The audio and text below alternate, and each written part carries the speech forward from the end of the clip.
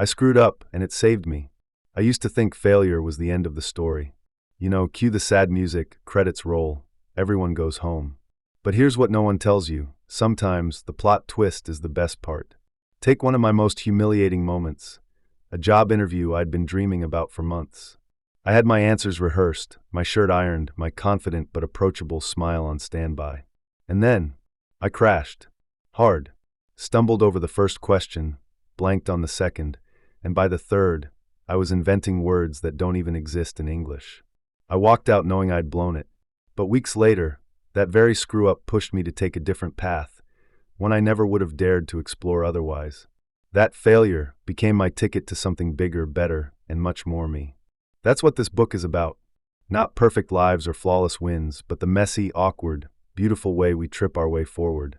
We'll talk about why failure is misunderstood, how to make peace with it, and most importantly, how to use it as rocket fuel. Think of this as a no-filter conversation with a friend who's made all the mistakes and still found a way to come out swinging.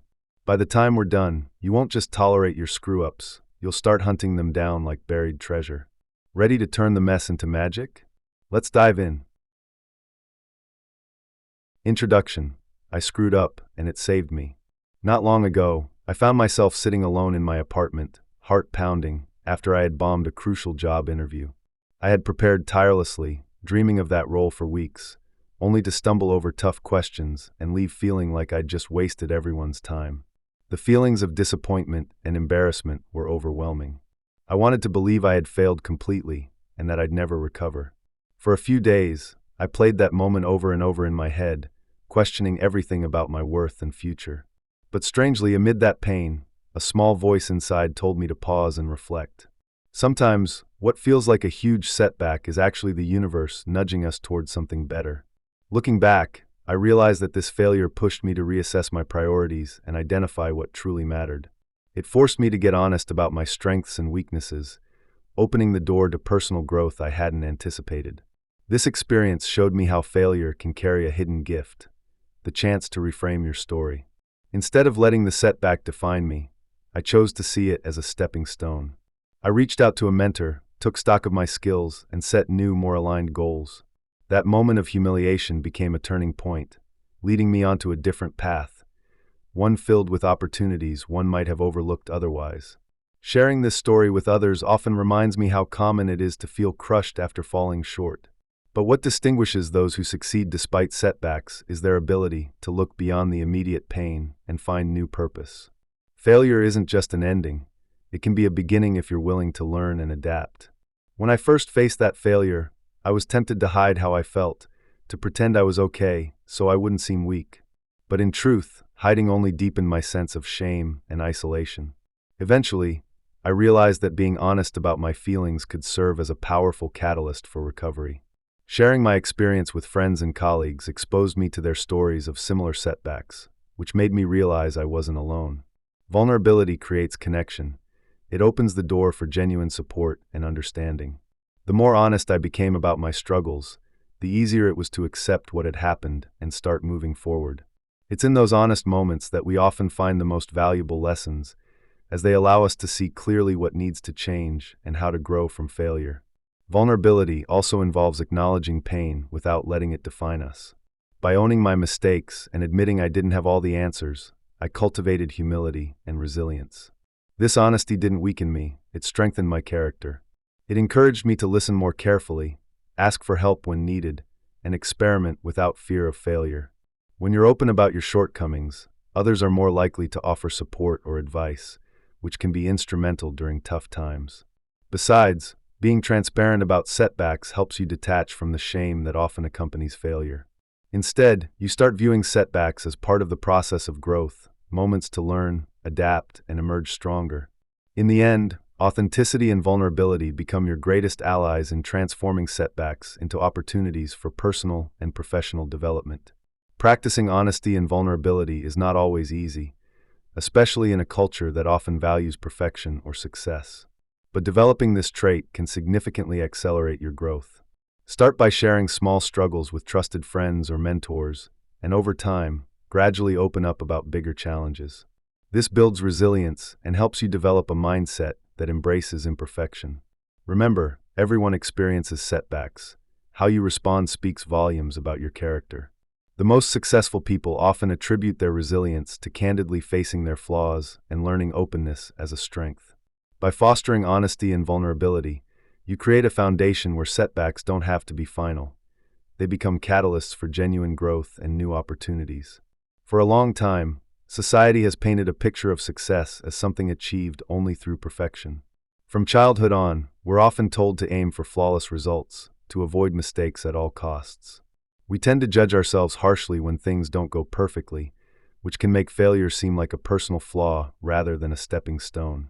This mindset creates a harmful cycle, fearing failure, avoiding risks, or trying to hide mistakes instead of learning from them. But the truth is, no one achieves greatness without stumbling along the way.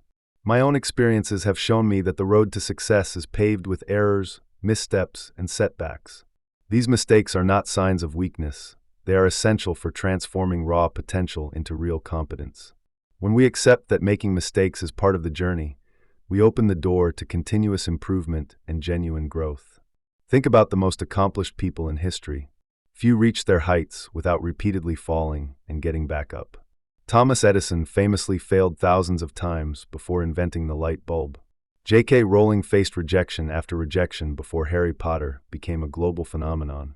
These stories aren't just about luck, they're about resilience, persistence, and learning. Instead of seeing failure as an enemy, it should be understood as feedback, information that guides us toward better choices and stronger skills. Embracing this idea shifts our focus from fearing failure to valuing the lessons it offers. When mistakes are normalized, they become opportunities for reflection and refinement, not reasons to feel shame or despair. This perspective helps us develop a growth mindset, an understanding that our abilities are not fixed but can expand through effort and experience. By challenging the myth of flawlessness, we allow ourselves to experiment and take risks without the paralyzing fear of messing up.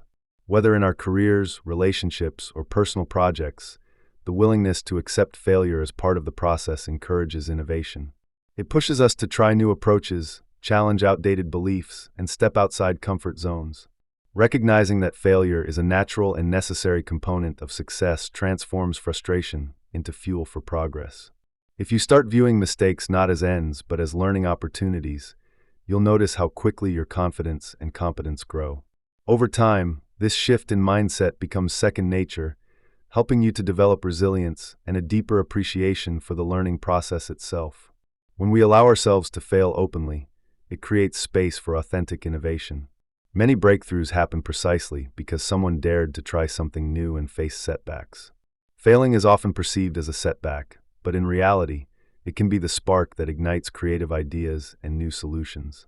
Take a moment to think about entrepreneurs who disrupted entire industries. They often encountered failure multiple times before hitting upon a successful model. Each stumble provided new insights, refined their approach, and built resilience. Embracing failure helps us to develop a kind of toughness, not as a callous indifference, but as mental toughness rooted in understanding that setbacks are part of the process. This resilience becomes a crucial trait when facing inevitable challenges, allowing us to bounce back more quickly and stay committed to our goals. Beyond fostering resilience, accepting failure can lead to genuine happiness. When we pursue goals without the fear of making mistakes, we experience more freedom and joy in the process. Trying new things becomes less intimidating, and we're more likely to engage in activities that truly excite us. This authenticity brings a sense of fulfillment that superficial achievements can't provide. Real happiness comes from aligning our actions with our passions, which often involves risks and failures along the way. The relief of letting go of the need to be perfect releases a lot of emotional weight. Instead of feeling embarrassed or defeated, failures become markers of effort and growth, making us feel more alive and connected to our ambitions. Ultimately, embracing failure makes our pursuits more meaningful because they are rooted in genuine curiosity and willingness to learn. In practical terms, adopting this mindset can be simple but powerful. Focus on the process rather than just the outcome. Celebrate small wins and see setbacks as valuable lessons rather than defeats. When facing a setback, ask yourself what you can learn from it and how you can adapt moving forward. Practice self-compassion. Remind yourself that everyone encounters obstacles and that mistakes do not diminish your worth. By viewing failure as a necessary part of the journey, you create a healthier, more resilient approach to life and work. This shift allows you to pursue your goals with passion, knowing that bumps along the way are simply part of shaping a more successful and fulfilled version of yourself. Throughout my journey, I've made plenty of mistakes, some small, some that felt like catastrophic failures at the time. These moments were often embarrassing or frustrating, but they turned out to be invaluable lessons.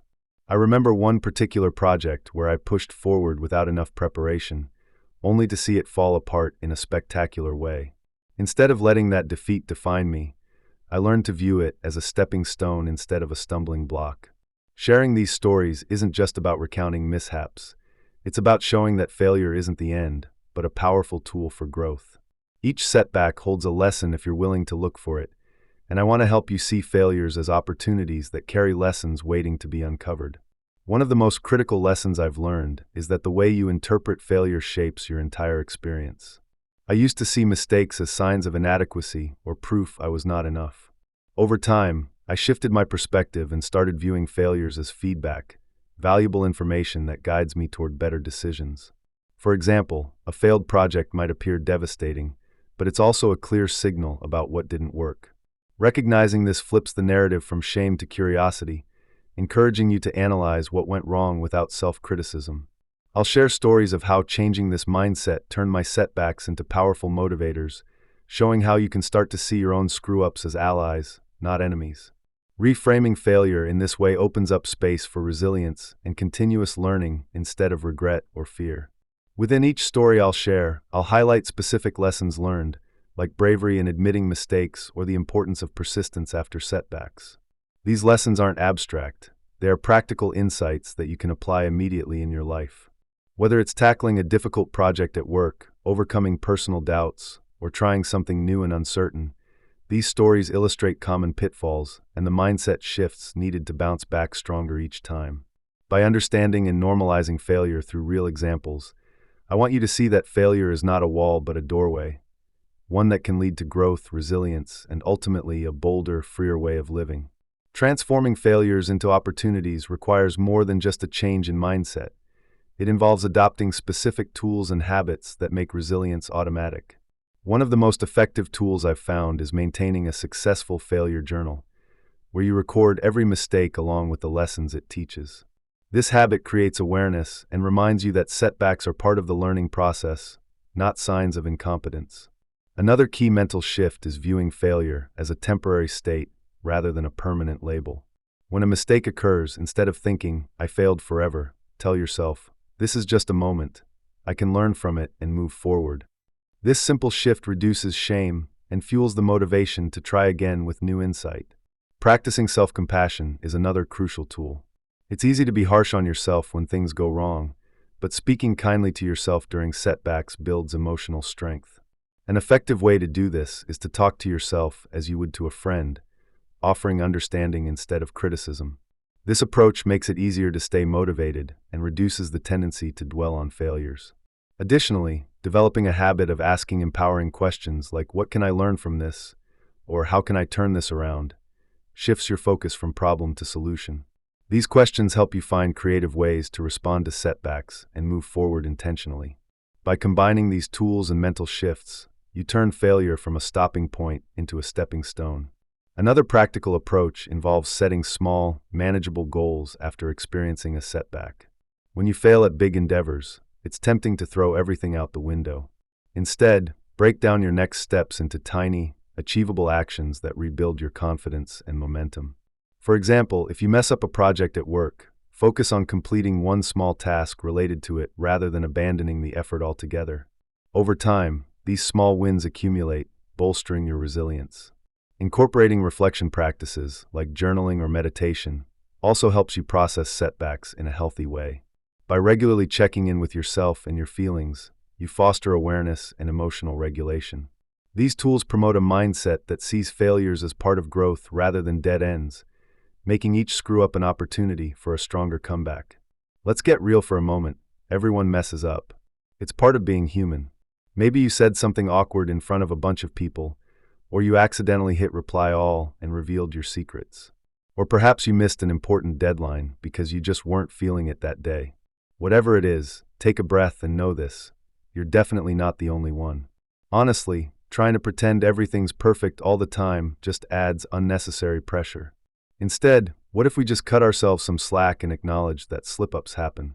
Recognizing that failure is part of the game can actually make things easier to handle. When you start seeing mistakes as messy, imperfect stories rather than catastrophes, it becomes easier to laugh at yourself and move forward. Remember, some of the best stories and funniest moments come from those "what was I thinking" times. So stop beating yourself up. You're in good company, and there's plenty of space for your messes here. Sharing those honest, vulnerable moments helps break down the false idea that success means never screwing up. The truth is, everybody who's ever built something or tried something new has had moments of doubt, awkwardness, or outright failure. Being open about that keeps you grounded and reminds everyone else that they're not alone either. It's okay not to have it all perfectly figured out. Nobody does. When we talk about our flaws and mistakes openly, it humanizes us. It builds connections, makes tough times feel less lonely, and even opens doors for others to share their stories too. So don't hide your goof-ups. Instead, embrace them as part of your journey, proof you're trying and learning. It's not about stumbling, it's about how quickly you get back up and keep going, knowing everyone else is right there with you in the mess. One of the best ways to deal with life's inevitable slip-ups is to find humor in them. If you can laugh at yourself, even in the middle of a disaster, you take away some of its power to drag you down. Humor acts like a shield, softening the sting of setbacks, and allows you to see the lighter side of tough situations. Think of the moments when things went sideways. What's the funniest story that came out of it? Maybe you tripped during an important presentation or sent a message to the wrong person. Instead of dwelling on the embarrassment, tell yourself, "This is hilarious," and try to see the humor in it. That kind of attitude shifts your mindset from feeling defeated to feeling light. Laughter helps restore perspective and offers relief, especially when life feels overwhelming. Resilience is another key ingredient. It's about building the mental toughness to bounce back quickly when things don't go as planned. Resilience doesn't mean you never feel upset or frustrated. It means you recognize those feelings, then choose to move past them. Over time, you learn to view failures as temporary setbacks rather than permanent failures. Cultivating this mindset helps you stay grounded and focused on growth instead of getting stuck in shame or regret. Regularly reminding yourself that setbacks are part of learning keeps you from feeling defeated for long. You'll find that each stumble is an opportunity to grow stronger, wiser, and more prepared for what comes next. This resilience becomes a secret weapon, a way of saying, "Bring it on," even when life throws curveballs. Shared experiences are powerful because they remind us that everyone has their own stories of mess-ups. When you hear someone else's funniest or most embarrassing moment, it instantly makes your own mistakes feel less isolating. It's a universal truth. Nobody escapes the messiness of life. By opening up and sharing these stories, you create a sense of camaraderie. It's comforting to know that, no matter how bad things seem, someone else has been there too, and they survived. If you're in a situation where things have gone sideways, remember the value of connection. Reach out, tell a friend about your blunder, or simply acknowledge it aloud. You might be surprised how many people nod in understanding, or even chuckle along. Sometimes, sharing the chaos is the fastest way to lighten the load and realize that, together, we're all just trying to figure it out. To keep yourself grounded in this honest, humorous, resilient mindset, try keeping a mental notebook of your funny or awkward moments. When you're feeling down about a mistake, revisit those stories. Reminding yourself that everyone is flawed and that good humor can be born from chaos helps you stay afloat. Remember, it's not about perfection. It's about showing up, making mistakes, and still choosing to laugh rather than drown in regret. That perspective is what keeps the journey humorous and human. So next time life throws a curveball, take a deep breath, crack a joke if you can, and trust that this episode will become a funny story someday. Maybe even one you'll tell with a laugh for years to come. Chapter 1. Failure is my best teacher. I remember the day vividly, as if it just happened yesterday. I was standing in front of a large audience, right in the middle of what I thought was a promising speech. My hands trembled slightly, and suddenly my mind went blank. I couldn't recall the next point I wanted to make, and my words stumbled over each other. The room's energy shifted, and I could sense the feeling of embarrassment rising within me. That moment of utter failure hit harder than I expected, leaving me feeling defeated and humiliated. But looking back, It was the kind of experience that forces you to confront your fears and weaknesses head-on. That embarrassing speech taught me more about myself than any success ever could. It made me realize how vulnerable we all are, and that even the biggest fears are survivable. It can be tempting to brush aside failures as mere setbacks, but in reality, they often carry seeds of crucial insights. That day, I learned that mistakes are unavoidable, but how we respond to them defines our growth. I understood that failure isn't the end, but rather a pivotal moment to learn, reflect, and improve. It's a raw, honest mirror that shows you exactly where you need to focus your efforts for better results. Experiencing failure, especially one as public and humbling as that speech, can initially feel crushing. But in truth, it acts as a powerful catalyst for personal development. When we stumble in front of others, we are forced to confront our limitations and assess what went wrong. This kind of intense self-awareness is often hard to achieve through easy successes or smooth sailing. Failure pushes us out of our comfort zones, making us question assumptions and challenge our methods. After that speech, I started to examine my preparation, my confidence, and even my understanding of the topic. I realized I had believed in my abilities without fully respecting the challenge of speaking in front of a large crowd. It was a turning point that prompted me to seek out more opportunities for practice, to seek feedback, and to develop a more grounded approach to preparing myself. The more I reflected, the more I saw failures not as proof of inadequacy, but as essential lessons leading to growth. This shift in perspective transformed my approach to setbacks, no longer as threats, but as stepping stones. By embracing failure, I became more genuine, more resilient, and more tuned into the process of continual improvement. It taught me to listen more carefully to my inner voice, recognize my fears, and understand that setbacks are simply part of a bigger journey toward mastery.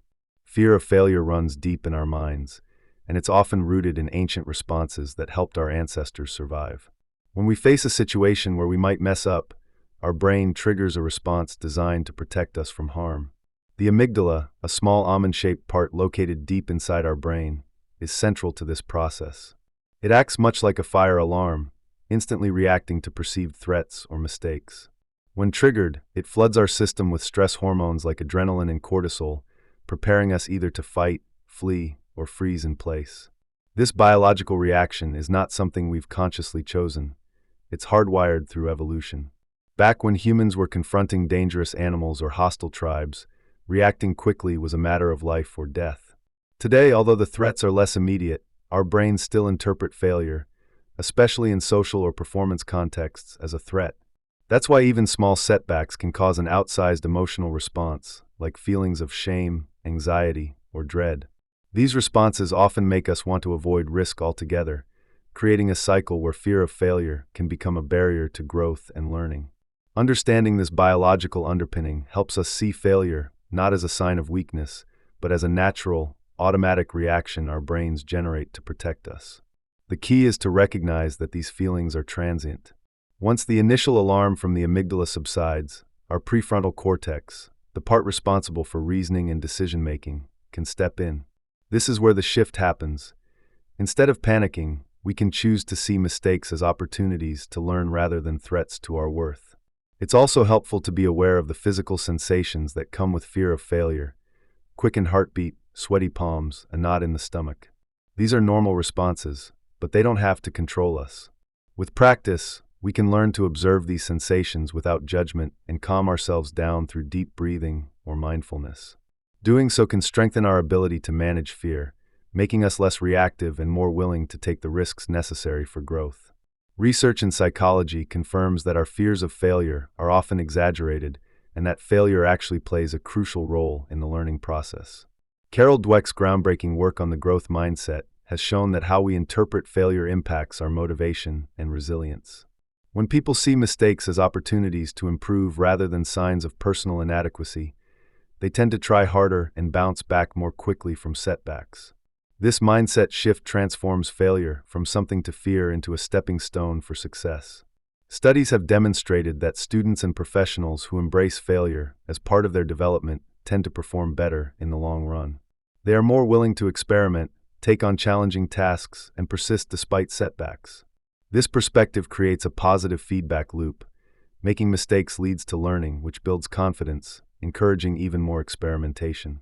Conversely, viewing failure as a reflection of innate inability often leads to avoidance and stagnation. Research also suggests that making mistakes in a safe environment fosters creativity and innovation. When people aren't paralyzed by the fear of making a fool of themselves, they are more likely to explore new ideas or approaches. For example, organizations that cultivate a culture that celebrates learning from failure often outperform those with strict performance metrics focused solely on success.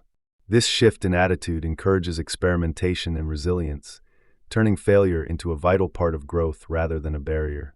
Understanding that failure fuels progress can inspire us to change our self-talk and approach challenges differently. Instead of fixating on avoiding mistakes, we can remind ourselves that setbacks are inevitable and necessary. The key lies in adopting a mindset that values effort and resilience, recognizing that errors are simply signposts on the path of continuous learning. Cultivating this attitude isn't about ignoring the discomfort, but rather embracing it as an integral part of personal development. To put this into practice, consider keeping a journal of your setbacks and breakthroughs. Reflect on what each mistake taught you and how it contributed to your growth. Over time, this habit rewires your perception of failure from something to dread into an essential, constructive experience. Remember, the most successful people often attribute their achievements to the lessons learned from their most significant failures. When we accept failure as a necessary stepping stone, we free ourselves from paralysis and open the door to genuine progress. Many people grow up believing that success is all about avoiding mistakes and never messing up at all. They think that if they stumble or fall, it means they're failing, not realizing that some of the greatest accomplishments are built on a mountain of failures. Thomas Edison, one of the most celebrated inventors in history, is often cited as a perfect example. He reportedly tried around 10,000 different materials before finding the right filament for the light bulb. Each of those attempts was considered a failure at the time, but Edison didn't see them that way. Instead, he viewed each misstep as a necessary step toward his ultimate goal. His persistence turned countless failed experiments into essential lessons, quietly smashing the myth that success means never screwing up. Similarly, inventors like Alexander Graham Bell faced repeated setbacks before finally creating the telephone, while J.K. Rowling's initial manuscript for Harry Potter was rejected multiple times before it became a worldwide phenomenon. These stories reveal a simple truth: failure isn't the opposite of success. It's often a vital part of it. The idea that failure indicates that you're doing something wrong can leave people paralyzed by fear, stopping them from even trying. But this myth ignores the fact that every failure carries lessons, pushes boundaries, and helps refine the approach until success becomes possible. Recognizing that these setbacks are stepping stones, rather than signs of inadequacy, can totally change how we perceive our own efforts, and encourage resilience even when things don't go as planned. If we want to succeed in anything meaningful, we need to accept that failure isn't just inevitable, it's crucial. Some of the best innovations in history only happened because someone was willing to face repeated setbacks. Think about the early days of space exploration. NASA's engineers and astronauts faced hundreds of failures, rocket explosions, system malfunctions, and computer crashes before safely landing humans on the moon. Each failure offered valuable insights that pushed them closer to their goal. Innovation often requires challenging established ideas, testing ideas that might not work, and learning from mistakes along the way. When you see failure as a normal part of this process, it becomes less intimidating. Instead of feeling defeated, you start viewing setbacks as opportunities to learn what doesn't work, refine your methods, and get closer to your goal. For example, many successful entrepreneurs have failed multiple times before hitting on a winning idea. Steve Jobs faced rejection and failure after leaving Apple, but he used those experiences to create innovative products like the iPhone and iPad later on. Understanding that failures are simply part of trial and error frees us from the fear of making mistakes. It encourages experimentation and resilience, which are key to reaching breakthroughs. Embracing failure as an integral component of progress makes the journey more about learning than about perfection, and it opens doors to discoveries that wouldn't be possible otherwise. By shifting how we think about failure, from something to be avoided to something to be embraced, we create a mindset that fosters perseverance and innovation. Every stumble isn't a sign of defeat, but rather a sign that you're pushing beyond your comfort zone. As you develop this perspective, you'll find yourself more willing to take risks, try new approaches, and keep going despite setbacks. And remember, Some of the most celebrated figures in any field achieved their success precisely because they refused to let fear of failure hold them back. Instead, they used missteps as building blocks to something greater. What's key is to view every failure now as a necessary step, a vital component in the process of creating something worthwhile. Thinking about past failures isn't always easy. Sometimes it feels like opening a wound that's better left alone. But the truth is, examining those moments can reveal a lot about ourselves that we might not realize on a normal day. When you pause to consider a mistake or setback that still lingers in your mind, remember that it might not be just about the failure itself, but about what it represents. Maybe it's a missed opportunity, a misjudgment, or a choice made out of frustration or fear. Recognizing these patterns is the first step toward understanding how they still affect you now. Sometimes it's the way we talk about failure that keeps it fresh, replaying the same thoughts over and over, making it hard to move forward. To truly reflect, find a quiet moment where you won't be interrupted. Think about that failure that sticks out when you look back. Try to recall the details without judgment, what happened, how you felt, and what you believed at that time. Resisting the urge to criticize yourself is important. Instead, focus on understanding it objectively. Ask yourself why that particular failure continues to have an impact on you today. Is it because you're afraid of repeating it? Does it threaten your self-confidence? By understanding the emotional and mental reasons behind your lingering feelings, you take away some of their power. Sometimes just naming the failure and acknowledging its presence is enough to start loosening its hold on your thoughts. It's helpful to write down the failure and your thoughts about it. Putting these feelings into words creates distance and clarity, transforming vague regrets into something concrete you can analyze. As you write, pay attention to the story you tell yourself about the failure. Does it include harsh judgments or blame? Or is there space for compassion and curiosity? Recognizing the narrative you unconsciously hold is key because it shapes how much that failure still defines you. Remember, everyone experiences setbacks. The real challenge is not avoiding failure, but learning how to respond to it in a way that promotes growth rather than stagnation. Once you've identified a failure that still feels heavy, start looking for what it might have taught you. Even if the experience feels negative or embarrassing, it often contains hidden lessons if you approach it with openness. For example, a mistake at work might have revealed a skill gap you weren't aware of, or showed you the importance of clearer communication. Over time, many failures can serve as reminders of what you want to avoid or improve.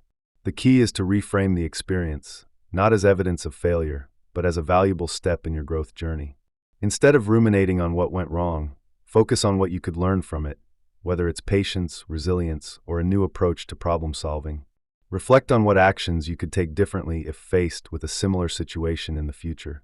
Sometimes, failure points to an area where development is needed, like emotional regulation or decision-making. Recognizing this transforms the failure from a source of shame to a prompt for self-improvement. It's like mapping out a road that, although riddled with obstacles, leads toward mastery and personal strength. Write down the lessons learned, no matter how small they seem. These can serve as reminders that failure isn't the end, but a stepping stone. Many successful people credit their setbacks for teaching them patience, grit, and humility, qualities that are difficult to develop without experiencing some form of failure. It's also beneficial to consider what strengths or resources you utilized during that failure. Maybe you showed grit by trying again or asked for help when things became overwhelming. Recognizing these positive traits helps balance the narrative, preventing you from feeling like you only failed. Turning your focus toward what you gained from the experience shifts your mindset from victim to learner. Additionally, you might want to identify supportive habits or routines that could help you respond differently in the future. For example, if your failure was linked to a fear of speaking up, practicing assertiveness in small situations might build confidence over time. These small steps can help you see setbacks as part of a larger process of becoming resilient and adaptable. Lastly, embrace the idea that failure is a universal experience. Everyone falls at some point. Using your own setbacks as learning opportunities not only reinforces your growth, but also dissolves the stigma tied to failure. It's possible to view past mistakes as stories of persistence and self-awareness. When you reframe setbacks this way, they become characters in your story rather than villains. Keep a journal or create a mental checklist of lessons learned from each failure, which can serve as motivation and guidance moving forward. Remember, growth often happens just beyond our comfort zone, and failures serve as essential milestones along that journey. Recognize that your willingness to learn from setbacks is what truly defines your progress, not the mistake itself. Chapter 2. The world loves a perfect facade, and it's bullshit. My dance with perfection. Chasing the idea of perfection feels like running after a mirage. For years, I believed that if I could just get everything right, better grades, a successful job, the perfect social media image, I would finally feel fulfilled. It's easy to get caught up in the illusion that perfection is a destination where happiness resides, but the truth is, it's a moving target. I constantly set new standards for myself, never quite feeling satisfied, always pushing harder because I thought that's what success looked like. This relentless pursuit, however, began to drain me emotionally and mentally. I found myself sacrificing genuine experiences, relationships, and even my peace of mind just to meet the unrealistic standards I had set. Sharing these struggles now, I realize how common they are. So many people get caught in this trap, even if they don't admit it openly. There's a societal pressure to appear flawless, especially through curated social media feeds that showcase only the highlight reels of life. I remember obsessively comparing my behind-the-scenes moments to other people's polished snapshots, feeling inadequate no matter how much I achieved. It became a cycle where no accomplishment felt enough, and the fear of failure or imperfection haunted me daily. This constant tension created a disconnect between my external image and internal reality, leading to feelings of anxiety and frustration that I couldn't easily shake off. Perfectionism might seem like a drive for excellence, but it often morphs into a destructive force that causes exhaustion and dissatisfaction. When I was fixated on doing everything flawlessly, it meant hours of overthinking, second-guessing, and relentless effort that left no room for rest or joy. The more I pushed, the more I realized I was on the brink of burnout, feeling physically drained and emotionally depleted, yet unable to accept anything less than perfect. This high level of self-imposed pressure created a cycle where I was constantly chasing after an ideal that was, in truth, impossible to reach. It's like trying to fill a bucket that's full of holes. You pour in energy and effort, but the results never quite satisfy or last. Many people confuse perfectionism with high standards, but the distinction is crucial. Genuine high standards push us to grow and improve, while perfectionism is rooted in an impossible need for flawlessness that leaves no room for mistakes or setbacks. Living under this guise can cause dissatisfaction, because when you see everything as a failure, unless it's absolutely perfect, happiness becomes elusive. I often found myself feeling disappointed after every accomplishment because I immediately set the bar higher for the next goal. Over time, this relentless pursuit sapped my motivation, made success seem like a fleeting illusion, and kept me trapped in a state of constant dissatisfaction. Recognizing this destructive pattern was the first step toward a healthier approach to life, one that accepts limitations, embraces growth, and finds joy in the process rather than just the outcome. Society's obsession. Our society has become obsessed with perfection, and that obsession shapes how we see ourselves and each other. From a young age, we're subtly told that being good enough isn't enough. It's about being the best, the most attractive, the most successful. Social media, in particular, feeds into this by constantly showcasing curated versions of people's lives, which often seem flawless. This creates an echo chamber where flaws are seen as failures, leading us to believe we must hide our imperfections or risk rejection. The pressure to present an ideal version of ourselves extends beyond personal appearances and achievements. It infiltrates everyday interactions and our internal dialogue, making us feel inadequate on a regular basis. It's easy to overlook how deeply ingrained these standards are because they appear to be shared cultural norms. For example, the hustle culture that glorifies nonstop productivity insists that if you're not constantly working toward a big goal, you're falling behind. That mindset fosters an environment where rest and vulnerability are seen as weaknesses, and failure is stigmatized. Instead of seeing mistakes or setbacks as natural parts of growth, society often treats them as personal flaws, further fueling feelings of inadequacy. These expectations pressure us into thinking that our worth depends on achievement and how well we conform to societal standards, which can quickly spiral into anxiety and self-doubt. In this landscape of relentless expectations, it's no surprise that many feel trapped in a cycle of comparing themselves constantly to the idealized lives they see online or the perfect images in advertisements.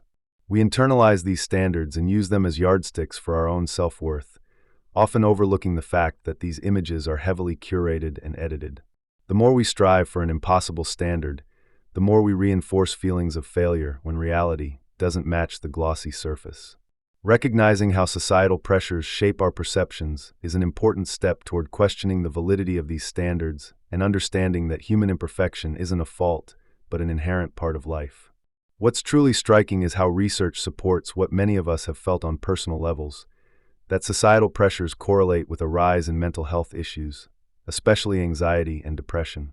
Studies show that perfectionism has become more prevalent, especially among younger populations who are bombarded with idealized images and messages on social media. Data indicates that perfectionism often leads to chronic stress, fear of failure, and a sense of never being good enough. These feelings can snowball into clinical anxiety, making it hard for individuals to enjoy simple moments or accept themselves as they are. The connection is clear. The more we chase elusive standards, the more our mental health can deteriorate. Statistics also reveal a rise in anxiety rates over the past decade, with some reports suggesting that nearly 40% of young adults experience moderate to severe anxiety, often linked to social comparisons and societal expectations. These figures are significant because they point to a cultural shift where mental health struggles are no longer isolated incidents, but part of a broader pattern driven by external pressures. For example, a widely cited survey found that individuals who engage heavily with social media tend to report higher levels of anxiety and depressive symptoms, correlating with increased exposure to idealized content. This data underscores the importance of awareness, understanding that the desire for flawlessness has tangible, often detrimental, effects on our minds and bodies. Recognizing the role societal standards play in mental health opens pathways for change. It becomes essential to challenge the narratives that equate self-worth with achievement and appearance. Small steps like limiting social media use, focusing on personal progress rather than comparison, and reminding ourselves that nobody's life is perfect can have positive effects. Mental health professionals increasingly emphasize the importance of self-compassion and destigmatizing vulnerability, helping us see that imperfection is part of being human. Remember, awareness alone isn't enough. Actively choosing to reduce exposure to unrealistic standards and practicing kindness toward ourselves can create a buffer against these harmful societal influences. The freedom of messing up. Imagine someone who used to spend hours editing their work, sweating over every detail, convinced that only perfection was acceptable. When they finally decided to let go of the need to be perfect, everything changed. They realized that their best work often came out when they stopped overthinking and just allowed themselves to create freely. This person began sharing their mistakes openly, which not only made others relate, but also opened doors to new opportunities. In fact, some of their most successful projects were born from those messy, imperfect beginnings. Over time, they discovered that mistakes often serve as signposts, guiding us toward areas where we can improve in ways rigid standards never allow. Learning to accept flaws becomes a sort of liberation, allowing us to express ourselves authentically, take risks without fear, and find happiness in progress rather than perfection. Adopting a mindset that welcomes mess-ups involves some practical shifts. First, recognize that mistakes are inevitable and necessary for growth. Second, challenge the voice inside that insists you must be perfect. Instead of aiming for flawless results, aim to learn and improve along the way. Keep a journal where you write down your failures or setbacks, then reflect on what they've taught you. Celebrate small wins and progress, not just the end result. It's also helpful to surround yourself with others who embrace their own imperfections, creating a supportive environment where vulnerability is welcomed. Remember, the path to mastery and authenticity is paved with imperfections. Giving yourself permission to mess up is not giving in to failure, but instead opening the door to continuous improvement, genuine happiness, and astonishing achievements. Letting go of the need to be perfect can feel challenging, especially when we're so accustomed to striving for excellence in everything we do. The first step is to recognize that holding on to these perfectionist tendencies often creates more stress and frustration than peace or progress. Instead of aiming for flawless results all the time, try to focus on progress and effort. Remind yourself that mistakes are part of growth, and they offer valuable learning opportunities. When you catch yourself obsessing over small details or extreme standards, pause and ask whether achieving perfect results is truly necessary for success or happiness. This practice helps break the cycle of demanding perfection from yourself and others, making room for more flexibility and kindness. Another effective step is to set intentional boundaries around your work and expectations. For instance, decide in advance how much time you'll spend on a task and stick to it, resisting the urge to keep tweaking it endlessly. This not only prevents perfectionist trap loops, but also teaches you to value completion over endless perfection. Start practicing good enough and see how it feels. Often what seems acceptable to others is more than enough, and striving for that can lighten your mental load. Additionally, challenge yourself to embrace imperfections in small ways. Try sharing work before it's perfect or letting go of minor flaws. Over time, this cultivates acceptance that imperfection isn't just okay. It's natural and sometimes even more authentic than trying to be perfect. Building awareness around your perfectionist tendencies is a constant process. Use daily reflections to notice when perfectionism shows up and ask yourself whether it's serving you or holding you back. Keeping a journal of these moments allows you to see patterns and identify triggers, like specific situations, deadlines, or fears of judgment. Taking small, deliberate actions to lessen perfectionist habits, such as choosing one area each week to practice good enough, helps reframe your mindset gradually.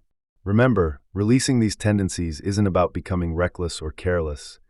It's about finding a healthy balance where your work and well-being can thrive without the weight of impossible standards.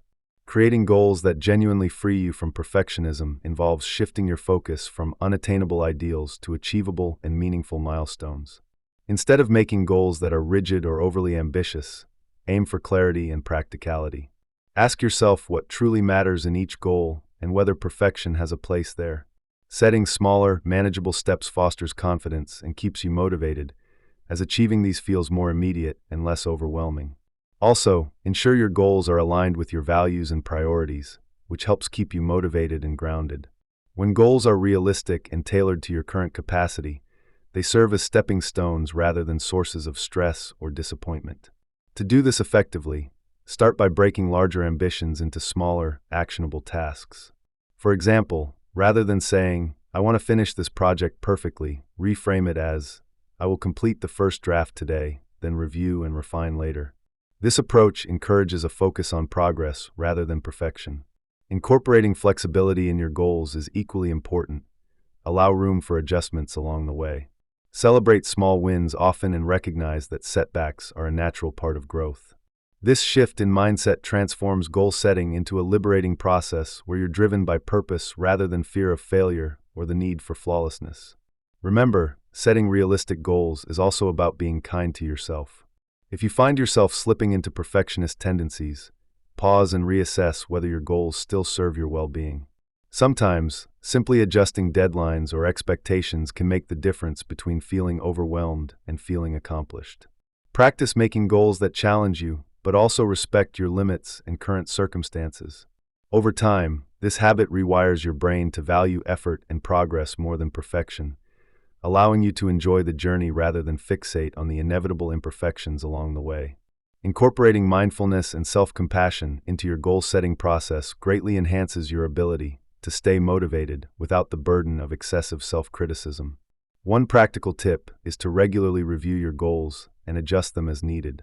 If a goal feels too rigid or stressful, rework it into something more attainable without losing sight of your original intentions.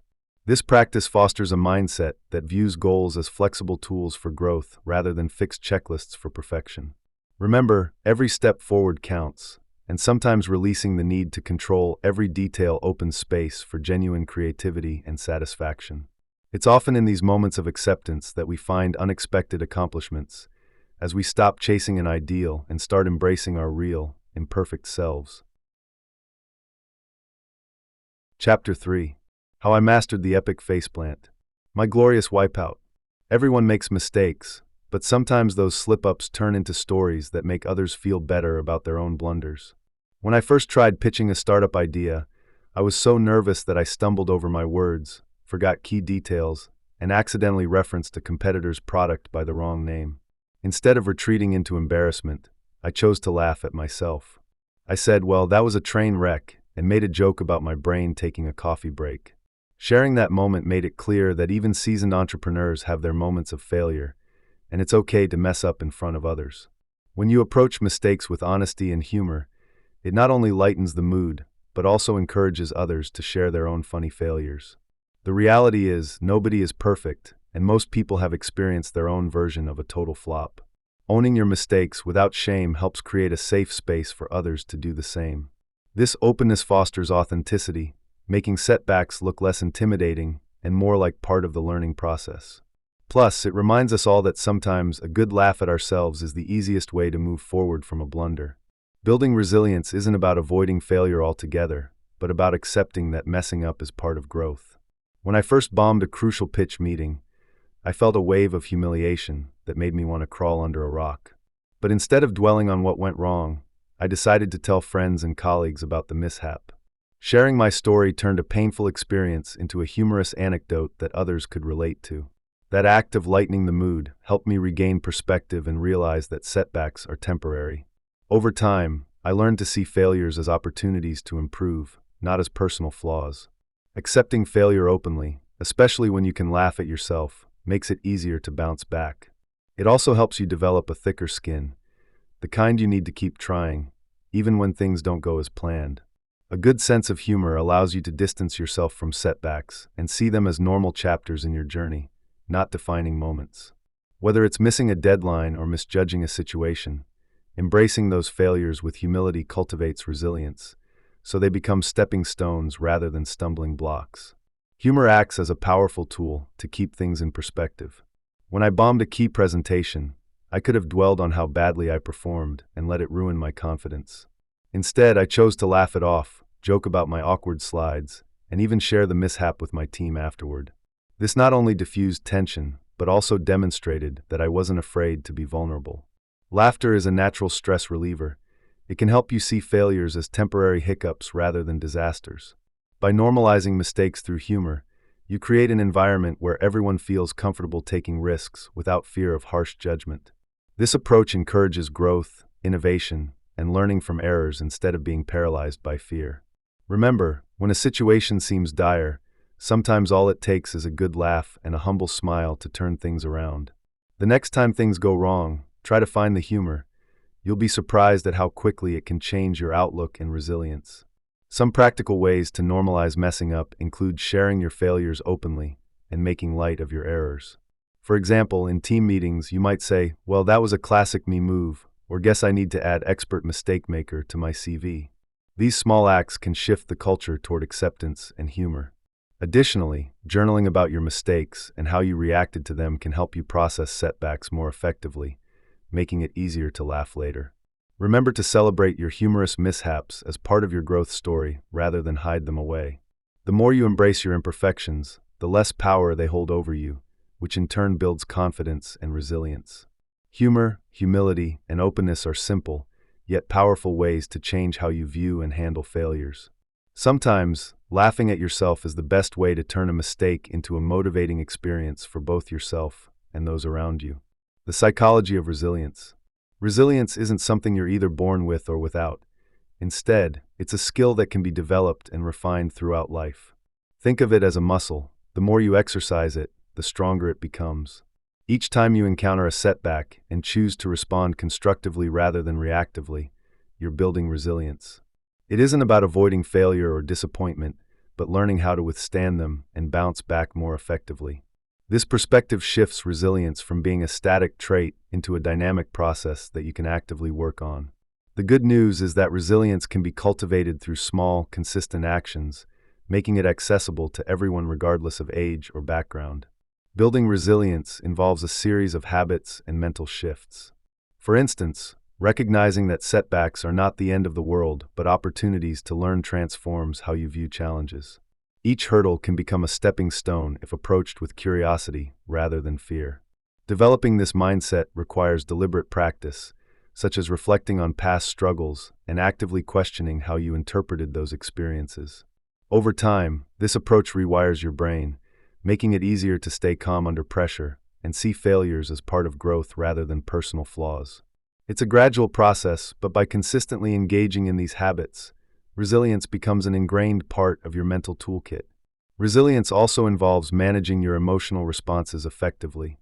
Instead of allowing negative emotions to spiral or overwhelm you, learning to pause and regain perspective is key. Techniques like mindfulness, journaling, or simply taking deep breaths can serve as quick tools to reset when faced with adversity. As you practice these skills, you'll find it easier to face future setbacks with a composed mindset, knowing that your capacity to adapt and recover can be expanded over time. By understanding that resilience is a skill rather than an innate trait, you empower yourself to keep refining it, making each challenge an opportunity to become a more resilient version of yourself. Understanding neuroplasticity gives us a powerful reminder that our brains are not fixed entities. They are malleable and capable of change throughout life. When we experience failure or disappointment, the brain forms new connections based on how we interpret those experiences. If we default to seeing setbacks as total failures, we reinforce negative mental pathways. But if we consciously decide to view setbacks as valuable data, information that helps us adjust and improve, we are rewiring our brains to think differently. This shift in perspective activates the brain's ability to create new, healthier pathways, gradually reducing the emotional charge associated with failure. Essentially, every time we choose a constructive outlook, we are strengthening neural circuits that foster resilience. Integrating Stoic philosophy enhances this scientific understanding with a practical approach grounded in ancient wisdom.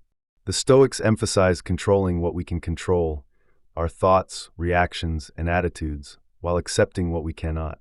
Viewing setbacks through this lens helps us detach from destructive emotions like frustration or despair, replacing them with a sense of calm acceptance.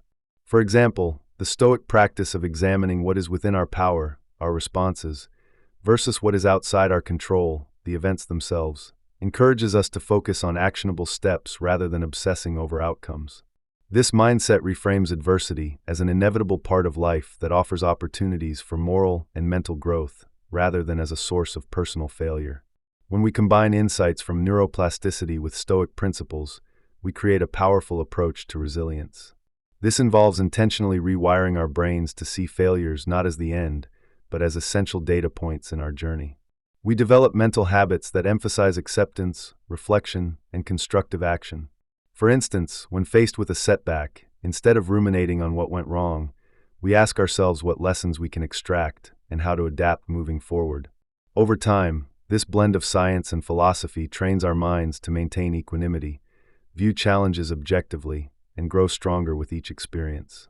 It becomes clear that resilience is not just about bouncing back, but actively shaping how we interpret and respond to life's inevitable ups and downs.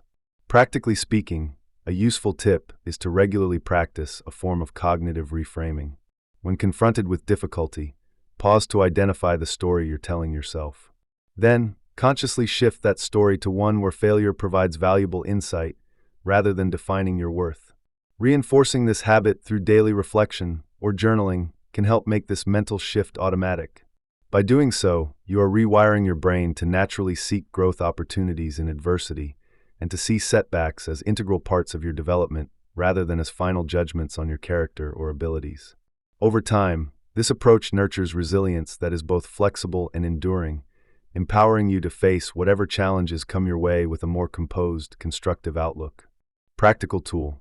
A straightforward way to do this is by adopting the failure autopsy approach, taking a systematic look under the hood of what went wrong. Think of it like a medical examination for a failed project or mistake. This method involves asking a few simple but powerful questions that guide you to uncover the real reasons behind the failure. It's not about dwelling on what went wrong, but about gaining insights that help you make smarter choices next time. The goal is to create a habit of reflective thinking that turns setbacks into stepping stones for growth. The core of the failure autopsy lies in asking three essential questions. What went wrong? What can I control next time? And what did I learn? These questions act as a roadmap, helping you dissect the failure without getting lost in blame or excuses. When you ask what went wrong, you focus on the specific events, decisions, or circumstances that contributed to the outcome. This isn't about self-criticism, but about pinpointing tangible factors that can be changed or improved. Next, consider what can I control next time?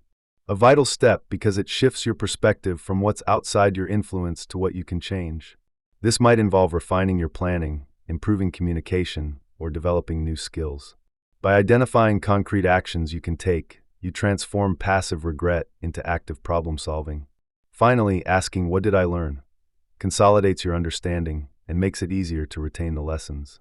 It's a reminder that every failure is an opportunity to grow stronger and wiser. Applying these questions regularly helps build resilience and a mindset geared toward continuous improvement.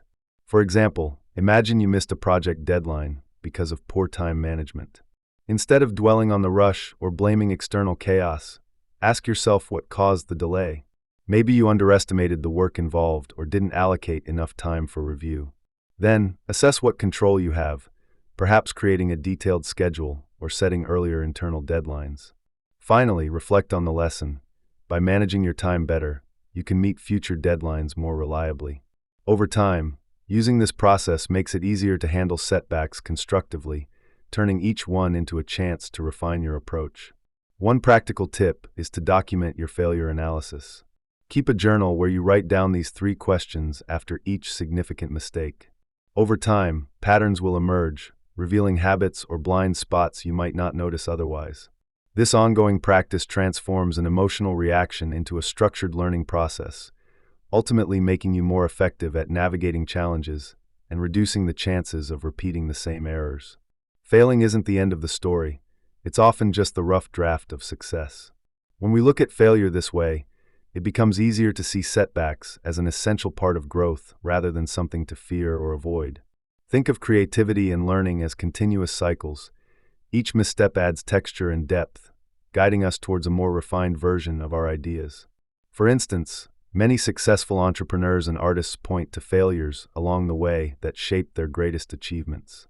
If we stop viewing failure as a final verdict, we open ourselves up to experimentation and discovery, realizing that mistakes are stepping stones rather than stumbling blocks. This perspective transforms how we approach challenges. Instead of hiding from mistakes or feeling defeated when things don't go as planned, we start to see them as valuable feedback. It's like editing a rough manuscript or refining a sculpture. Initial drafts need shaping, and errors are part of the process. Embracing failure as a natural component of progress encourages resilience and persistence.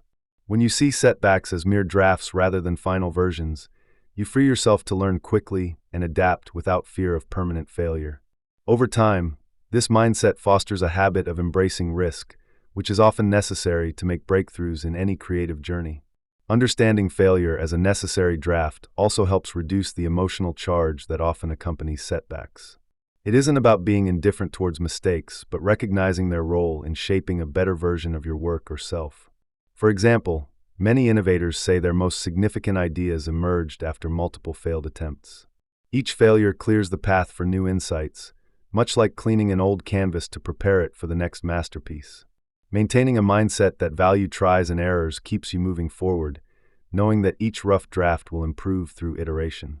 Ultimately, this view nurtures patience and curiosity, qualities that sustain creative energy even during difficult times. Chapter 4. Failing Forward, Not Falling Apart. My comeback story. Recounting my own experience of bouncing back after hitting a low point feels like sharing a roadmap of survival and renewal. I remember vividly the moment I realized things had to change, feeling stuck, overwhelmed, and unsure if I could turn things around. That period was truly challenging. Setbacks tend to shake your confidence and make the future seem uncertain. But over time, I learned that resilience isn't about avoiding failure. It's about how we respond to it. My story isn't extraordinary, but it highlights how small, deliberate steps, no matter how insignificant they seem, can ignite a powerful recovery. By being honest about my struggles and open about the smallest victories I achieved, I hope others see that resilience is something we build, not something we're born with. This story is a testament to the fact that setbacks are part of everyone's journey, and that resilience is frequently born out of perseverance rather than a single dramatic turnaround. I faced moments when quitting felt easier than pushing forward, but I chose to focus on what I could control: my attitude, my effort, and my willingness to start small.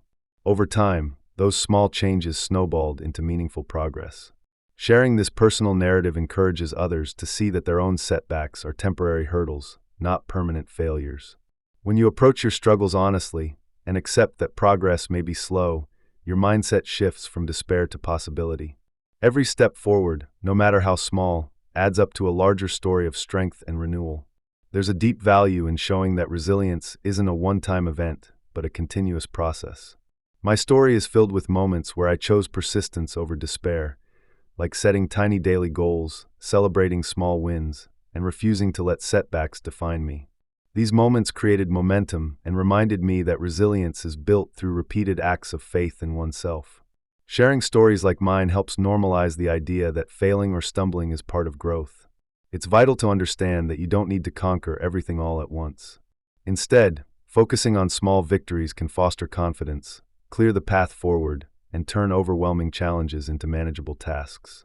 Resilience, after all, becomes a habit cultivated through persistent effort and an unwavering belief that change is possible.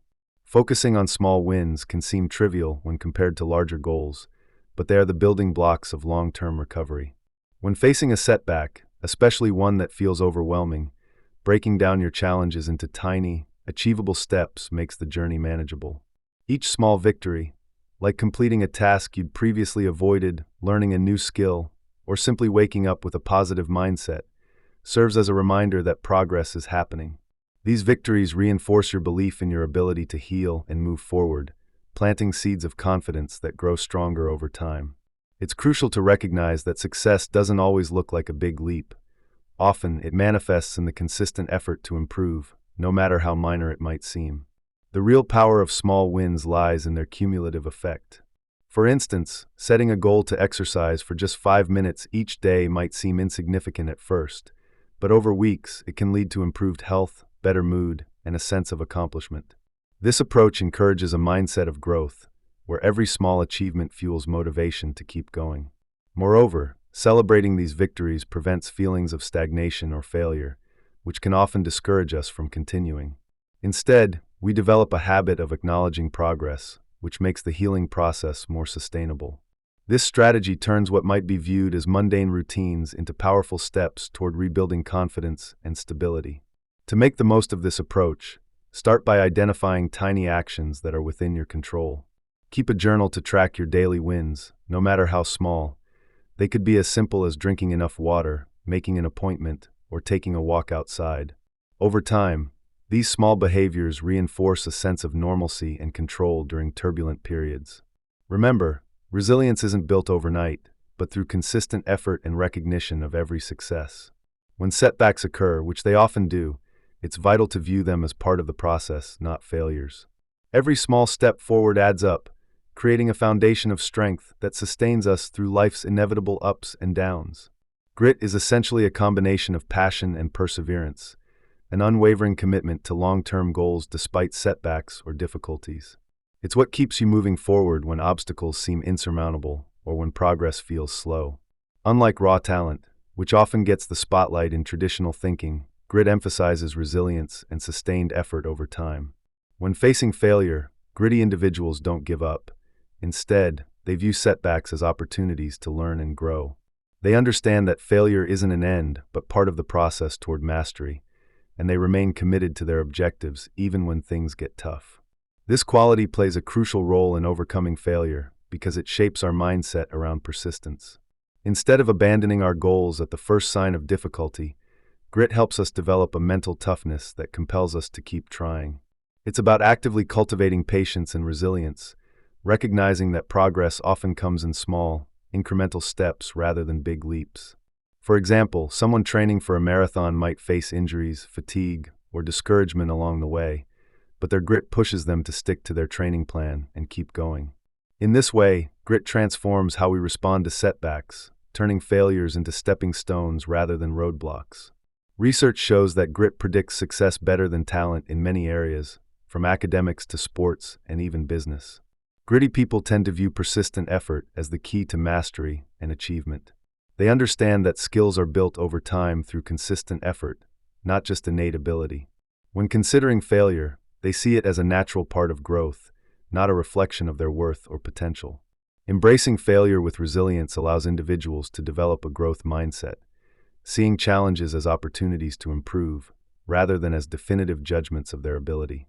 This shift in perspective often makes the difference between giving up and pushing through difficult times. Developing grit isn't something that happens overnight. It requires deliberate practice and a conscious effort to build resilience over time. One effective way to foster this quality is by setting long-term goals that genuinely excite you. Passion fuels perseverance. When your goals resonate deeply with your values or interests, it becomes easier to stay committed despite setbacks. Break these big goals into smaller, manageable steps so progress feels tangible and motivation remains high.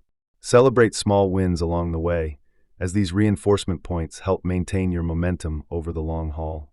Another practical tip is to maintain a growth mindset. When you encounter failure, instead of viewing it as a sign of inability, see it as a chance to learn. Ask yourself what lessons can be drawn from the experience and how you might adjust your approach. Resilience is strengthened when you reframe setbacks as part of the learning process rather than as personal shortcomings. Keeping a failure journal or reflecting regularly on challenges can reinforce this mindset and help you recognize your improvements over time. Building perseverance also involves cultivating discipline. Develop routines that support your goals, even when motivation wanes. For example, if you're learning a new skill, set aside specific times each day dedicated solely to practice. Consistency becomes a way to develop a habit of effort, which is central to grit. It's also helpful to find role models or mentors who exemplify perseverance. They provide inspiration and practical strategies for overcoming difficulties. Connecting with others who share your goals can create a support network that encourages persistence, especially during times when setbacks threaten to derail your progress. Lastly, give yourself permission to fail and make mistakes without harsh self-criticism. Resilience grows when you treat setbacks as natural parts of growth rather than personal failures. Practice patience, recognize your effort, and remind yourself that perseverance is a skill that can be strengthened with conscious effort. When you stay committed to these principles, developing grit becomes less about innate traits and more about cultivating a mindset that values persistence and resilience as essential to success. Tools to recover. Building resilience isn't about waiting for huge life events to test you. It's about creating daily routines that strengthen your mindset and ability to bounce back. One powerful habit I've found is journaling. Taking just a few minutes each day to write down what you're feeling, what challenges you're facing, and what small wins you've achieved. This practice helps process emotions, gain clarity, and recognize progress that might otherwise go unnoticed. It's also a way to unload mental clutter, freeing your mind to focus on what you can control. Another habit that can boost resilience involves reframing self-talk. This means becoming aware of those negative or defeating thoughts and intentionally shifting them into more supportive, constructive perspectives.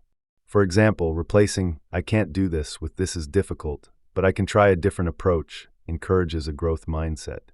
Making a habit of catching and reframing negative self-dialogue can gradually change how you perceive setbacks, turning them into opportunities for learning rather than failures.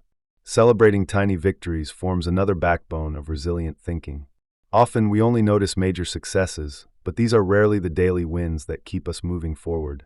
Whether it's getting out of bed on a tough day, completing a small task, or practicing a moment of gratitude, acknowledging these small achievements builds confidence and a sense of progress. Over time, this acknowledgement creates a positive feedback loop. Each tiny victory fuels motivation to keep going, even during difficult times. Some habits that support daily resilience include setting clear intentions each morning, practicing mindfulness, and establishing routines that prioritize self-care. For instance, dedicating a few minutes to meditation or deep breathing can ground you in the present moment, reducing feelings of overwhelm. Consistency in these habits creates a foundation of stability, allowing you to face daily challenges with greater strength. Remember, resilience is like a muscle. You strengthen it through regular practice, not sporadic effort.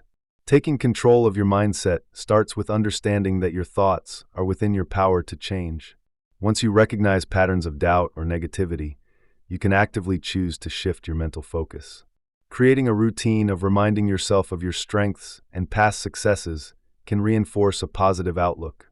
This shift isn't about pretending everything's great, but about acknowledging difficulties while maintaining a belief that you can find solutions and move forward. Maintaining momentum is equally about fostering a proactive attitude. Setting small, manageable goals each day helps create a sense of forward movement. When you achieve these goals, you build confidence that propels you into tackling the next challenge. It's important to avoid overwhelming yourself with unrealistic expectations. Instead, focus on what's within your reach at the moment. This approach keeps motivation high and reduces the risk of burnout. Another way to claim control over your mindset is by actively choosing your environment and the information you consume. Limiting exposure to negative news or toxic relationships and surrounding yourself with supportive people makes it easier to stay focused on your goals. Engaging in activities that cultivate optimism, such as reading inspiring stories or practicing gratitude, can shift the emotional state that fuels your momentum.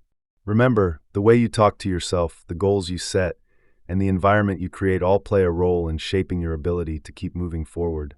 To make this practical, start your mornings by setting an intention, whether it's to remain optimistic, stay patient, or take one small step toward a goal. Throughout the day, check in with yourself. Are your thoughts aligned with your intentions? If not, gently redirect them. Celebrate your perseverance when faced with setbacks, and take deliberate actions that reinforce your progress. Resilience isn't about avoiding difficulties. It's about consciously choosing how you respond and maintaining your momentum despite obstacles. Incorporating these habits and mindset shifts might feel simple, but their cumulative effect over time can dramatically change how you navigate life's ups and downs.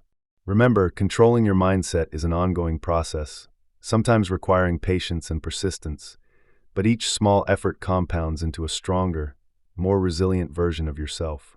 There's a story that sticks with me about a woman named Lisa, a single mom who faced what seemed like a dead end. Her small business, which she poured her heart into for years, went bankrupt after a string of bad luck and poor decisions. Instead of giving up, Lisa chose to see her failure not as the end, but as a crucial turning point. She took a moment to analyze what went wrong, understanding that her setbacks were, in fact, lessons disguised as obstacles. Her story isn't just about bouncing back, it's about how she learned to fail smartly, turning her biggest disappointment into a stepping stone for greater success. She faced her fears head-on and decided to rebuild, not with reckless optimism, but with calculated moves that increased her chances of thriving again. Her resilience wasn't just about persistence, but about redefining failure as an integral part of growth. Today, her business is a $1 million success, and it all started with embracing her setbacks as opportunities to learn and adapt. This kind of story reminds us that setbacks can be the foundation for comebacks, especially when approached with clarity and a willingness to learn from every mistake. One of the most valuable lessons from Lisa's journey is the importance of taking informed risks. When she decided to restart her business, she didn't do so blindly. Instead, she carefully analyzed market trends, listened to her customers, and evaluated her financial standing. That meant not jumping into costly marketing campaigns or big investments without proper planning. She started small, tested her ideas, and gradually expanded once she saw signs of success. This approach helped minimize potential losses while maximizing learning. Taking calculated risks means understanding the possible outcomes and having a backup plan ready. It involves weighing the benefits against the potential downsides and then moving forward only when the odds are in your favor. For anyone trying to turn a setback into something better, this mindset is crucial. It's less about avoiding risk altogether and more about managing it intelligently. Lisa's experience shows us that even a failed business can become the foundation for a remarkable turnaround if you're willing to assess and accept smart risks along the way. When thinking about risk, it's helpful to remember that every decision involves some level of uncertainty. The key is to gather as much information as possible before acting. For example, Lisa conducted market research, sought advice from mentors, and kept her expenses low during her comeback phase. These small, calculated steps allowed her to control her exposure while gaining valuable insights. In everyday life, applying this approach could mean setting realistic goals, testing new ideas in small ways, or seeking feedback before making major commitments. The core principle is to avoid impulsive moves that could lead to further setbacks, and instead focus on incremental progress based on facts and strategic judgment. This practice not only reduces the chance of repeating past mistakes, but also builds confidence in your decision-making process. Over time, taking consistent, informed risks becomes a habit that can transform a shaky start into a robust, sustainable success. Chapter 5. The Alchemy of Screw-Ups. There's nothing quite like hitting rock bottom to make you reevaluate everything you thought you knew about yourself. My failure came in the form of a relationship that I believed was built to last. When it ended unexpectedly, I felt shattered, overwhelmed by a sense of loss and confusion. At first, I was tempted to blame the other person, to see it as a simple mistake or bad luck. But deep down, I knew that this was an invitation to look inward. The breakup forced me to confront my own patterns, fears, and the way I was showing up in the world. Instead of hiding from the pain, I chose to lean into it, questioning what parts of myself needed attention or change. That period marked the beginning of a journey where I realized the failure was less about the relationship and more about my own growth. It was a moment that pushed me to step back and analyze my strengths and weaknesses, to understand what I truly valued, and to start rebuilding from a place of honesty. That process was uncomfortable but incredibly revealing, setting the stage for the new version of myself I would later come to embrace. When life presents shockwaves, our natural response is often to resist change, to cling to what we know and fear what lies ahead. But amidst adversity, the ability to pivot, to alter direction, can transform hardship into opportunity. Pivoting isn't about abandoning everything. It's about adjusting course based on newfound understanding. During my own experience, I realized that the moment I accepted the need to change, everything shifted. Instead of dwelling on past mistakes or feeling trapped, I started to see setbacks as catalysts for growth. Taking a step back, I thought about what lessons I could extract and how I could harness them to improve. Making small, conscious shifts in how I approached life opened doors I hadn't considered before. Pivoting also entails being flexible with your goals and being willing to test different approaches until you find what works. The beauty of this mindset lies in its power to turn failures into lessons, setbacks into setups for something better, and confusion into clarity. Embracing change when life is tough can be a game changer, helping you discover strengths you didn't realize you had, and paving the way for unexpected wins. One practical way to deepen this approach is to reflect regularly on your experiences, asking yourself what lessons they hold. Keeping a journal, for instance, can help you track your pivots and recognize patterns of growth. It's also helpful to see setbacks not as dead ends, but as detours that push you toward new paths. Flexibility isn't about giving up. It's about staying open-minded and resilient as you navigate challenges. By cultivating this ability to shift and adapt, you develop a mindset that sees failure not as a final verdict, but as a stepping stone to a better future. Remember, each pivot you make is a sign of your willingness to learn and evolve, making resilience an integral part of your journey toward success and personal fulfillment. Failure as fuel. Failure and rejection are often seen as setbacks or signs that we're not cut out for our goals, but in reality, they are powerful building blocks for achievement. Many highly successful people have faced more rejection than most can imagine. Take J.K. Rowling, for example. Before Harry Potter became a household name, she was rejected by over 12 publishers. Each no she received could have diminished her confidence, but instead, she used those rejections as fuel to improve her writing and push forward. This pattern isn't unique. It's a common denominator among innovators and leaders who eventually changed the world. In fact, studies show that most successful entrepreneurs face dozens, sometimes hundreds, of rejections before they find their breakthrough. The key isn't avoiding failure, but understanding that every rejection contains a lesson, an opportunity to refine your approach and grow stronger. Rejection acts as a filter, helping you identify what doesn't work before finding what does. When you're told no, it's not necessarily a reflection of your worth, but often a mismatch between your current approach and what the market or environment needs. Many inventions and ideas that were initially dismissed eventually revolutionized their fields. Thomas Edison, for instance, famously said he failed thousands of times before successfully creating the light bulb. These failures provide critical feedback, guiding you toward better strategies and sharper skills. If you view setbacks as part of a natural process, an integral piece of the learning curve, you begin to see failure not as a dead end, but as a stepping stone toward mastery. Success is often less about avoiding rejection and more about how you respond and adapt when it happens. Weaknesses and flaws in your initial plan come into focus through rejection, revealing areas that need improvement. Essentially, each no is an off-the-record coaching session, offering insights into what might be holding you back. When faced with rejection, it's helpful to step back and analyze what you can learn from it. Did your pitch miss a key point? Was your timing off? Could your product or approach be refined to better meet needs? Embracing these lessons allows you to iterate faster, become more resilient, and keep moving toward your goals with clearer focus. Many successful people attribute their breakthroughs directly to the lessons learned from rejection, viewing each one as a vital part of their journey rather than a failure to be feared. Understanding that rejection is a natural part of any successful journey can drastically change your perspective. When you expect setbacks, they become less daunting and easier to accept. Instead of feeling defeated, you start to see rejection as an opportunity for growth. This shift in mindset can be incredibly motivating because it transforms a potentially discouraging moment into one of learning. Think about it. If every no brings you closer to a yes, then rejection isn't an obstacle but a necessary step. It's like chiseling away at stone until the masterpiece emerges. Many thinkers and doers have used this idea to push through difficult times. Recognizing that rejection is often a sign you're putting your ideas out into the world, testing your limits, and honing your skills makes it more palatable. One practical way to embrace rejection is to develop a habit of reframing your experiences.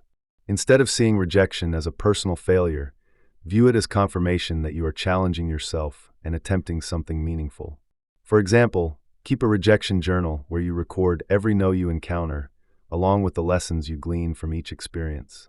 Over time, you'll notice patterns and areas for improvements that might have gone unnoticed otherwise. Celebrating small wins along the way, like having the courage to try again after rejection, can also sustain your motivation. The truth is, the most accomplished individuals rarely find success on their first attempt. Their secret lies in persistence and a willingness to learn from rejection rather than shy away from it. Finally, remember that rejection is a universal experience. Even the most celebrated innovators, artists, and entrepreneurs have faced rejection multiple times. Knowing you're not alone can make it easier to handle setbacks. The difference between those who succeed and those who give up often comes down to attitude. Being open to rejection as part of your growth process allows you to stay committed, keep refining your approach, and eventually break through barriers that once seemed insurmountable. When you stop fearing rejection, you open the door to more opportunities, more learning, and ultimately more success. Think of rejection as your secret weapon, an essential component that sharpens your skills and deepens your resilience, moving you ever closer to your goals. When we experience a failure, it often feels like hitting a wall.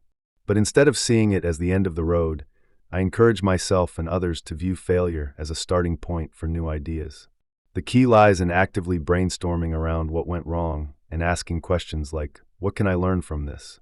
Or how could I do things differently next time? This process shifts the mindset from frustration to curiosity, opening the door for unexpected insights. Sometimes, simply writing down what didn't work and then deliberately thinking about alternative approaches can spark innovative pathways forward. Remember, the goal isn't just to avoid repeating mistakes, but to uncover new possibilities hidden within those setbacks. Actively engaging in this exercise means setting aside time to reflect without judgment. It involves asking yourself what aspects of the failure were within your control and how you might reshape those elements. Using a structured approach, like listing potential solutions or variations, can make this process more productive. For example, if a project failed because of poor communication, brainstorm ways to improve dialogue, use different tools, or clarify expectations. The act of brainstorming transforms passive regret into a dynamic tool for growth. This practice fosters resilience because it trains you to look for positive shifts even in challenging circumstances, turning setbacks into stepping stones for future success. Encouraging active brainstorming isn't about finding instant answers, but about cultivating a habit of creative thinking. When faced with failures, I try to set up a dedicated space, literally or mentally, to explore new ideas. Sometimes, discussing the situation with a friend or colleague can generate richer perspectives. In these conversations, avoid self-blame and instead focus on what can be gained from the experience. Reframing failures as experiments that provide data rather than defeats helps develop a more optimistic outlook.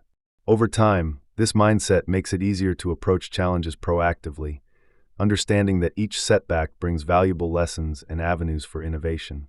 One effective way to see failure differently is to visualize it as a fertilizer for growth. Imagine a seed that must be buried in darkness before it can sprout. Without that initial setback, whether a mistake, a missed opportunity, or an unexpected obstacle, the seed wouldn't have the necessary conditions to grow stronger.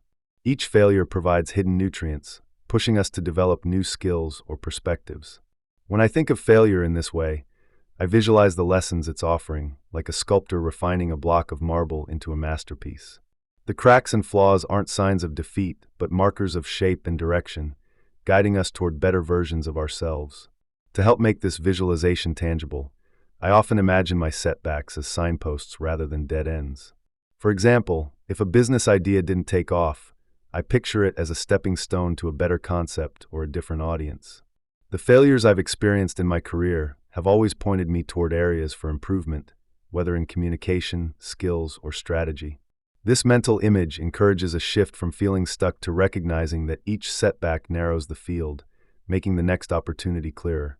It's like clearing away the fog to see a path forward, a path lined with insights gained from previous missteps. Practicing this mental shift involves deliberately recalling past failures and imagining the growth they facilitated. By doing so, I can see the eventual benefits like increased resilience, better decision-making, and more refined goals. Visualizing failures as catalysts helps transform negative emotions into constructive energy, motivating me to experiment and take risks without the fear of making mistakes. This perspective fosters a resilient mindset, allowing us to accept setbacks as part of the process, knowing that growth often begins just beyond failure's boundary. Developing this habit can make even the smallest failures a source of motivation and inspiration for future endeavors.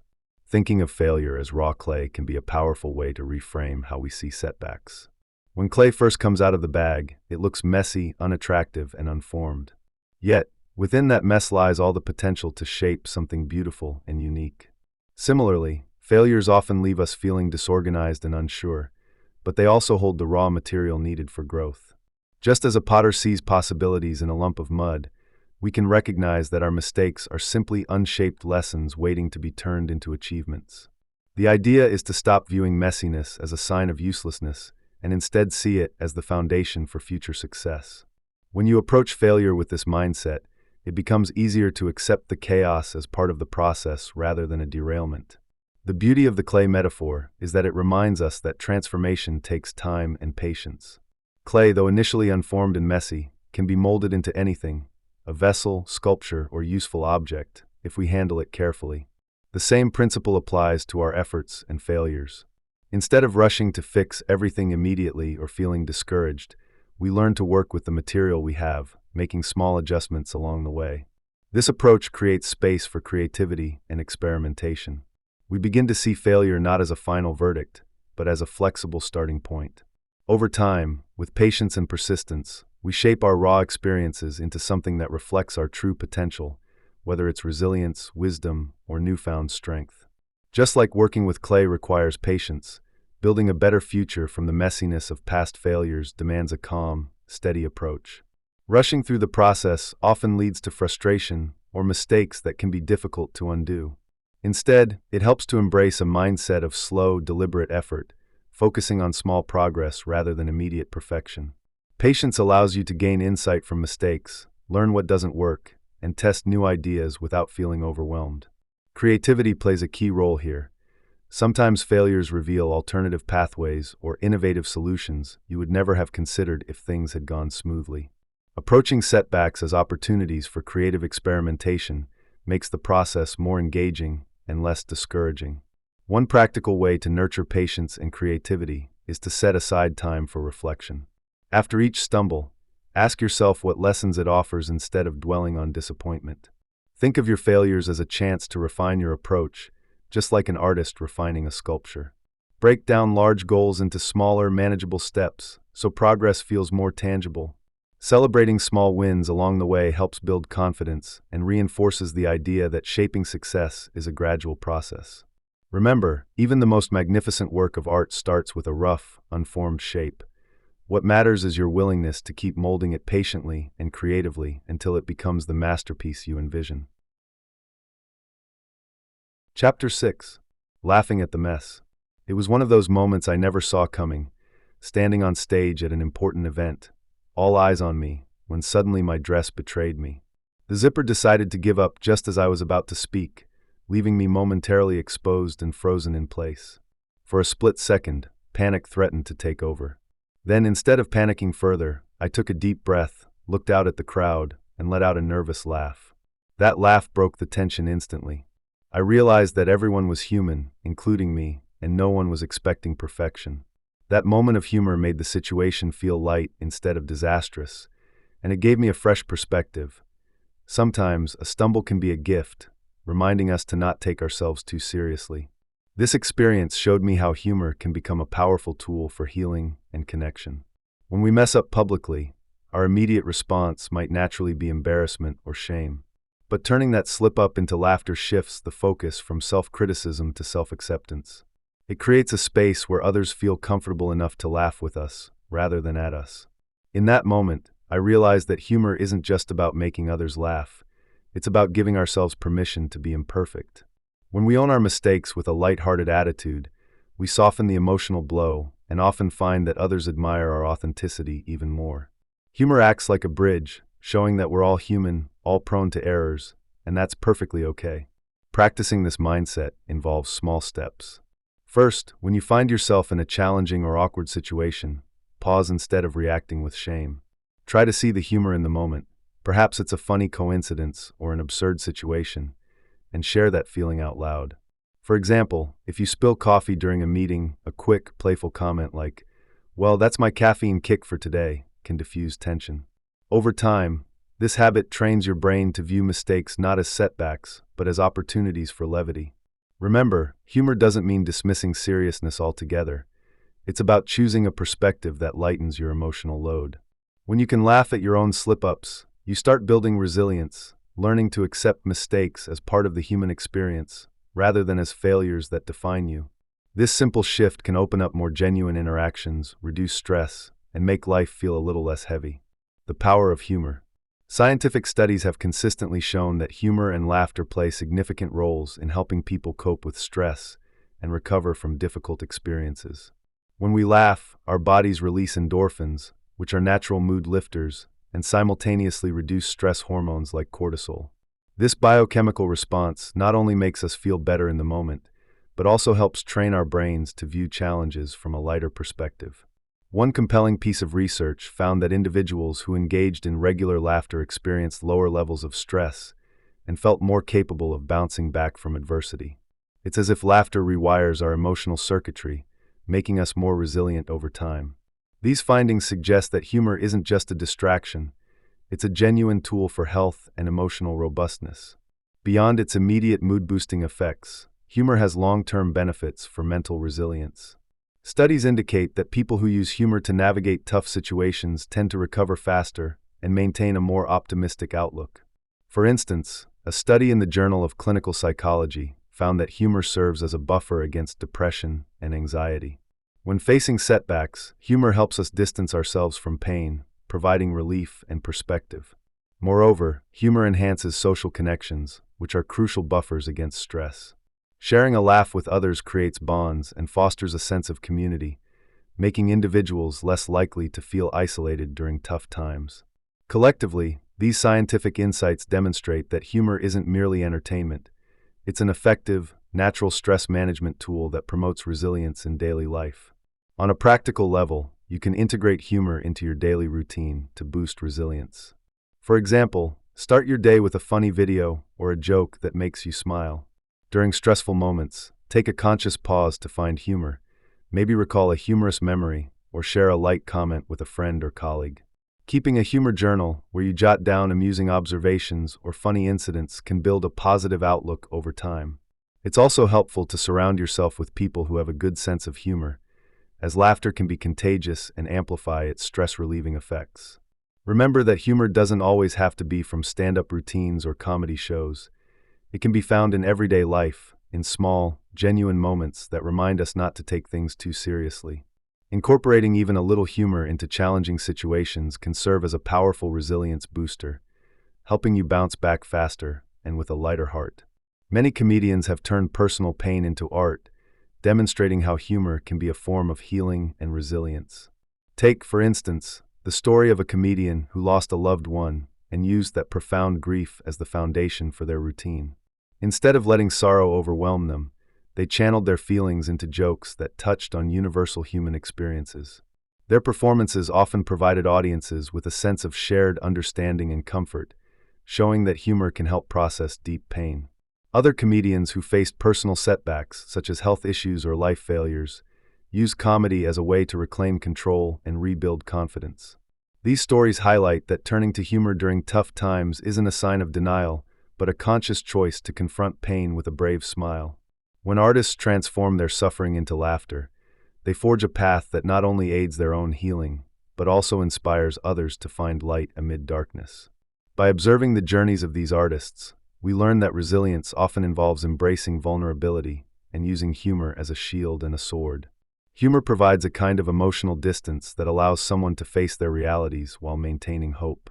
When comedians share deeply personal stories through their craft, it creates a space where pain is acknowledged, yet not overpowering.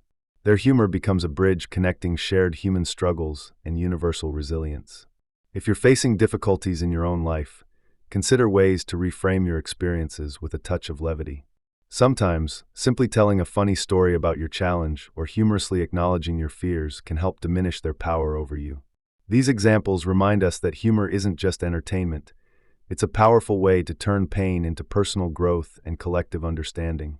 Engaging with stories of artists who do this can inspire us all to harness humor as a tool for healing and resilience in our own lives. How to laugh it off. When facing setbacks or failures, developing a sense of humor can transform a discouraging experience into an opportunity for growth. One effective approach is to deliberately reframe the situation by looking for the absurd or funny aspects of what happened. For example, if you spill coffee on your shirt right before an important meeting, instead of stress or anger, you might laugh at the unpredictability of life. This shift in perspective helps diminish negative feelings and creates space for humor to flourish. Practice noticing the small, humorous details in your daily frustrations. Sometimes, what seems annoying in the moment can seem amusing later. Over time, training yourself to spot comedy in adversity becomes easier, so try keeping a mental list of funny moments that occurred during your failures. It's also useful to remind yourself that everyone, including the most successful people, encounters setbacks. Humor can serve as a reminder that imperfection is part of the human experience. One practical step to cultivate this mindset is to ask, what's the funniest thing about this situation? When things go wrong. By doing this consistently, you'll train your mind to look for lightness rather than dwelling on frustration or disappointment. Remember, humor isn't about ignoring problems but about changing how you relate to them. Seeing the comedy in adversity can make setbacks feel less personal and more manageable. Sharing your stories of failure with a trusted friend can also be a powerful way to develop humor around setbacks. Having someone who can listen without judgment allows you to laugh at the ordeal together, lightening the emotional load. When you tell your story, choose to highlight the funny or ironic elements, perhaps the unexpected way things unfolded or the silly mistakes made along the way. Vocalizing these moments often makes them feel less serious and more like part of the bigger story of your life. This process of shared laughter can help you realize you're not alone in experiencing difficulties, fostering a sense of community and resilience. It transforms the act of failure from a source of shame into an anecdote that can be amusing and instructive. Additionally, observing how others handle their own setbacks, especially if they find humor in them, can provide inspiration for your own reactions. By practicing vulnerability and allowing yourself to laugh at your own foibles, you create a safe space for growth and self-acceptance. The key is to see failure not as a dead end, but as a detour that can be navigated with a sense of humor and humility, making future hurdles easier to face. Sharing stories about your blunders might feel awkward at first, especially if you're concerned about what others might think. However, reframing these moments as funny anecdotes instead of failures transforms them into opportunities for connection. Instead of dwelling on the embarrassment, try to find humor in what happened. For example, I once attempted to impress my friends with a fancy dinner, only to set off the smoke alarm and realize I forgot to buy half the ingredients. Feeling defeated, I turned it into a hilarious story about an epic kitchen disaster, which made everyone laugh and relax the mood. When you share these stories with a smile, they become relatable and even endearing, helping others see that everyone makes mistakes. The key is to view shared experiences and personal shortcomings with humor, making it easier to invite others to do the same. Fostering connection through shared stories and laughter brings people closer. When you tell a humorous story about a recent flop, it often lightens the atmosphere and creates a sense of camaraderie. People tend to respond positively because they see others being genuine and able to laugh at themselves. This openness encourages a relaxed environment where vulnerability is welcomed. Plus, humor is a universal language that bridges differences and builds trust. By sharing funny mishaps, you invite others to share their stories as well, sparking ongoing exchanges of laughs and personal anecdotes. It's a simple yet powerful way to break down barriers and bond over life's unpredictable moments. Remember, everyone has experienced failures. Your story might be just what someone else needs to feel less alone in theirs. To build this practice into your routine, set aside a few minutes each day or week to reflect on recent amusing mishaps. Write a quick paragraph recounting what happened, highlighting the humorous elements and lessons learned. Sharing these stories with friends, family, or colleagues can strengthen relationships and add a light touch to everyday interactions. You don't need to craft perfect narratives. Authenticity matters more than polish. Seeing the lighter side of setbacks becomes easier when you embrace humor. Over time, sharing these moments can shift your perspective, turning stressful or embarrassing situations into opportunities for connection and even inspiration. Keeping a lighthearted approach helps normalize mistakes as a part of the human experience rather than something to fear or hide. Chapter 7. Building Your Comeback Muscle. My Resilience Journey. Everyone faces setbacks at some point, and I'm no different. Early in my career, I experienced a string of decisions that didn't turn out as planned. For example, I once took a job that promised growth but quickly realized it wasn't the right fit. When I left, I thought that was the end of my struggles, but it was just the beginning. That failure, rather than breaking me, became a turning point. Over the years, I've stumbled multiple times, missed opportunities, misjudged situations, and even moments of doubt where I questioned if I'd ever find my footing. Each disappointment might have seemed overwhelming at the time, but I learned to view them as lessons rather than obstacles. One particularly tough period was when I was laid off unexpectedly during a company restructuring. It felt like a blow that could shatter confidence, but looking back, it forced me to reassess my strengths and what I actually wanted. These experiences weren't just random misfortunes. They built resilience by teaching me that failure is part of growth. What's key is how I responded, choosing to see setbacks as stepping stones rather than dead ends. Sharing these stories isn't just about recounting struggles. It's about illustrating how repeated failures, surprisingly, can forge a tougher, more adaptable version of yourself. What I found is that every stumble was an opportunity to learn more about my own limits, my capacity to adapt, and my ability to bounce back with greater resolve. It's this accumulation of small triumphs over adversity that gradually built my resilience, turning setbacks into lessons rather than excuses to give up. Resilience is not something you're born with. It's a skill that develops through experience. Each setback adds a layer of strength, much like exercising muscles makes them stronger over time. When I reflect on my own journey, I see resilience as a muscle that needs regular training to stay robust. The more I faced difficulties, the more I realized that every challenge was an opportunity to practice. For instance, after a failed project at work, instead of dwelling on what went wrong, I looked for what I could learn. Instead of questioning my worth, I questioned my approach and adjusted, which prepared me for future hurdles. Over time, I noticed that what once seemed overwhelming became manageable. That's because resilience, like any skill, strengthens with use. Each time I pushed through a difficult situation, I was essentially exercising my mental toughness, which made it easier to handle the next challenge. This process reveals that resilience isn't static. It's an evolving trait that gains more capacity as we actively engage with adversity. It's akin to building muscle. Consistent effort, small victories, and patience lead to long-term strength. Understanding this helped me see setbacks not as failures, but as vital components of growth. With each experience, I learned to approach difficulties with a mindset aimed at improvement rather than defeat, reinforcing the idea that resilience is something we consciously develop through practice. To nurture this resilience muscle, it's helpful to adopt specific habits and mental models. First, reframe setbacks as opportunities rather than obstacles.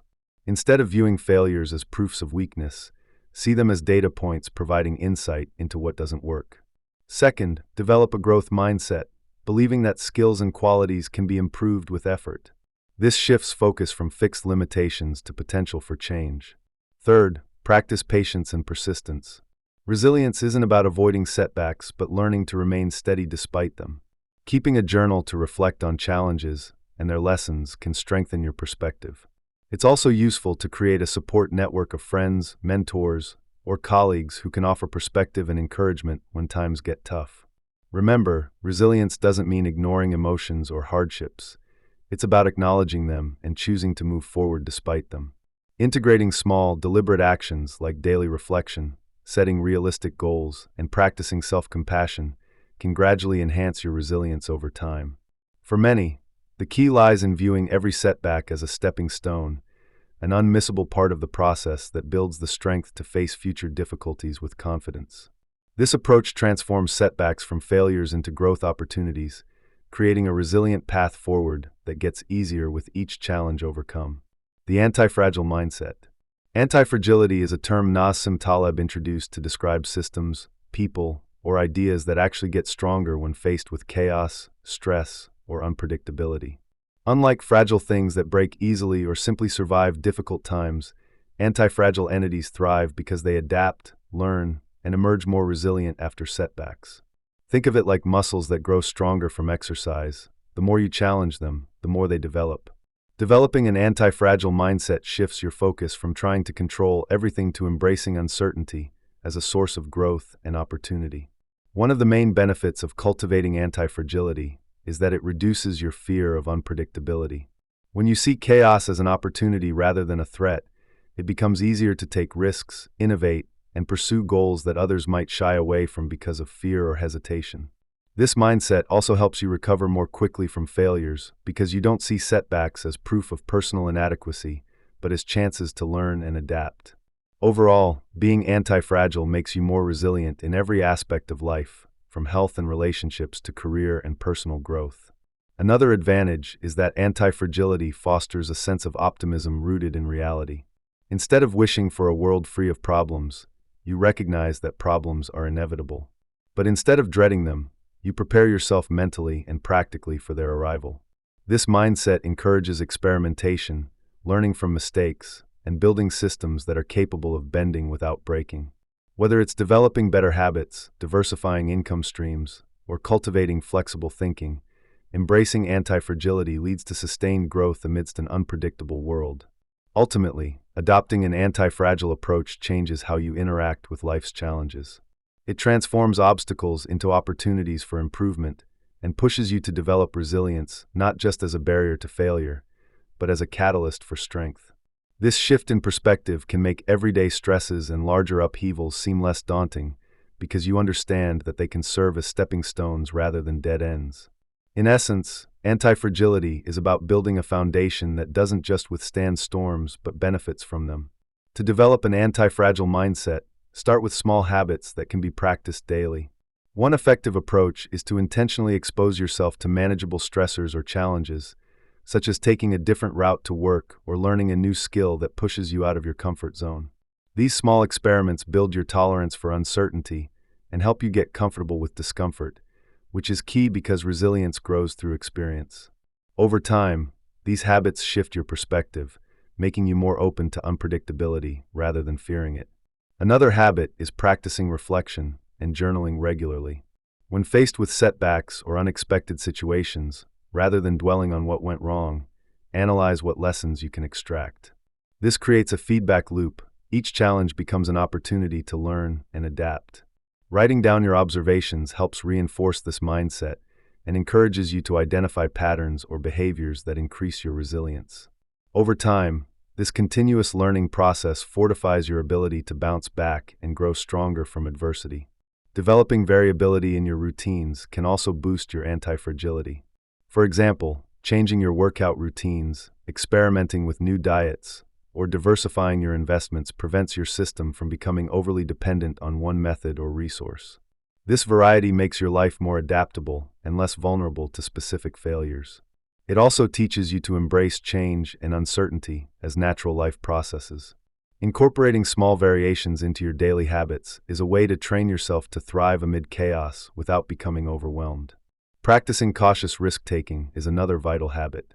Instead of avoiding all risks, set up situations where failure is unlikely to be catastrophic, but still meaningful enough to teach you something valuable. For example, Giving a presentation in front of a small group can be nerve-wracking, but minor compared to risking a major career change without preparation. This controlled exposure to risk helps you build confidence, reduces fear, and prepares your mind to handle larger uncertainties. Over time, this approach can transform your relationship with failure from one of dread to one of opportunity. Finally, fostering social connections and community support adds to your anti-fragility. When challenges arise, having a network of trusted people can provide different perspectives, practical help, or emotional comfort. Sharing your experiences and listening to others' stories creates a sense of collective resilience. This communal support reinforces the idea that you don't have to face chaos alone, and together, you can adapt and strengthen with each obstacle. Building these connections into your life is a practical way to reinforce your capacity to navigate unpredictability effectively. In essence, cultivating an anti-fragile mindset isn't about avoiding stress or hardship, but instead developing habits that allow you to grow stronger because of them. Small daily actions like seeking variety, reflecting on setbacks, taking manageable risks, and nurturing relationships create a resilient foundation. Applying these practices consistently can gradually shift your perspective and reactions, making you more adaptable and confident in facing whatever uncertainties life throws your way. Daily habits. Starting each day with small, intentional routines can create a powerful foundation for building resilience. One of my favorite habits is taking a short morning walk. It doesn't have to be long or intense. Even 10 minutes of walking outdoors helps clear my mind and set a focused tone for the day. During these walks, I tend to reflect on what I am grateful for, which shifts my mindset from worries to appreciation. This simple act not only energizes me physically, but also primes my mental state to handle stress better throughout the day. Besides walks, jotting down a gratitude list every morning can serve as a mental anchor. By noting 3 things I am thankful for, I combat negative thinking and foster a more optimistic outlook. Another routine I find useful is having a venting session, talking with a trusted friend, or writing down frustrations. Sometimes, bottling up emotions can make resilience harder to maintain. Sharing or expressing feelings allows for emotional release and offers perspective. This helps prevent small stressors from snowballing into overwhelming issues. Incorporating mindful breathing exercises or quick meditative pauses during the day can also serve as resilience boosters. These routines are straightforward but effective, especially when practiced consistently. The key is to select habits that resonate personally, making them easy to stick with even during busy or difficult days. Adding variety keeps these routines engaging and sustainable over time. For example, one day, I might start with a quick gratitude list, and another day, I might do a brisk walk and a quick journaling session. Over time, these habits become a part of my mental armor, helping me bounce back from setbacks faster. Remember, resilience isn't about massive changes. It's about daily, manageable steps that strengthen your mindset gradually. Small routines, when repeated consistently, can significantly enhance your ability to face life's inevitable challenges with steadiness and calmness. Building resilience through daily habits depends heavily on consistency. It's tempting to start strong and then let routines slip, especially when life gets busy or stressful. However, creating a plan and sticking to it, even on tough days, makes all the difference. One practical way to encourage consistency is to attach new habits to existing routines. For instance, after brushing your teeth each morning, spend a minute listing what you're grateful for. This seamless integration makes new habits easier to maintain because they become part of your daily rhythm rather than extra tasks to remember. Having a specific time set aside for these routines, like right after waking up or during a lunch break, also helps establish them firmly. It's important to keep expectations realistic. If a new habit feels overwhelming, it's better to start small, perhaps even just 5 minutes a day, and gradually increase as it becomes comfortable. Tracking progress can be motivating. Using a simple journal or a habit tracking app helps visualize how far you've come. Celebrating small wins along the way reinforces your commitment. If you miss a day, don't be discouraged. Resilience is about persistence, not perfection. Recognize that setbacks are part of the process, and returning to your routine the next day reinforces your mindset that resilience is an ongoing journey. Over time, these continuous efforts create a resilient mindset that feels natural, even during difficult moments. Another beneficial approach is to make your routines enjoyable. Incorporate music, a favorite outdoor spot, or a calming scent during your practices to make them more appealing. Consistency grows when routines are associated with pleasant feelings or rewarding experiences. In addition, finding a resilience buddy or accountability partner can reinforce your motivation. Sharing your progress, encouraging each other, or simply knowing someone else is committed helps keep you on track. Remember, resilience isn't built overnight. It's cultivated through repeated, deliberate actions. By committing to your chosen routines and maintaining flexibility when needed, you'll develop a resilient mindset that strengthens with every small effort you make. Imagine a single mother named Lisa who faced a string of setbacks that seemed insurmountable.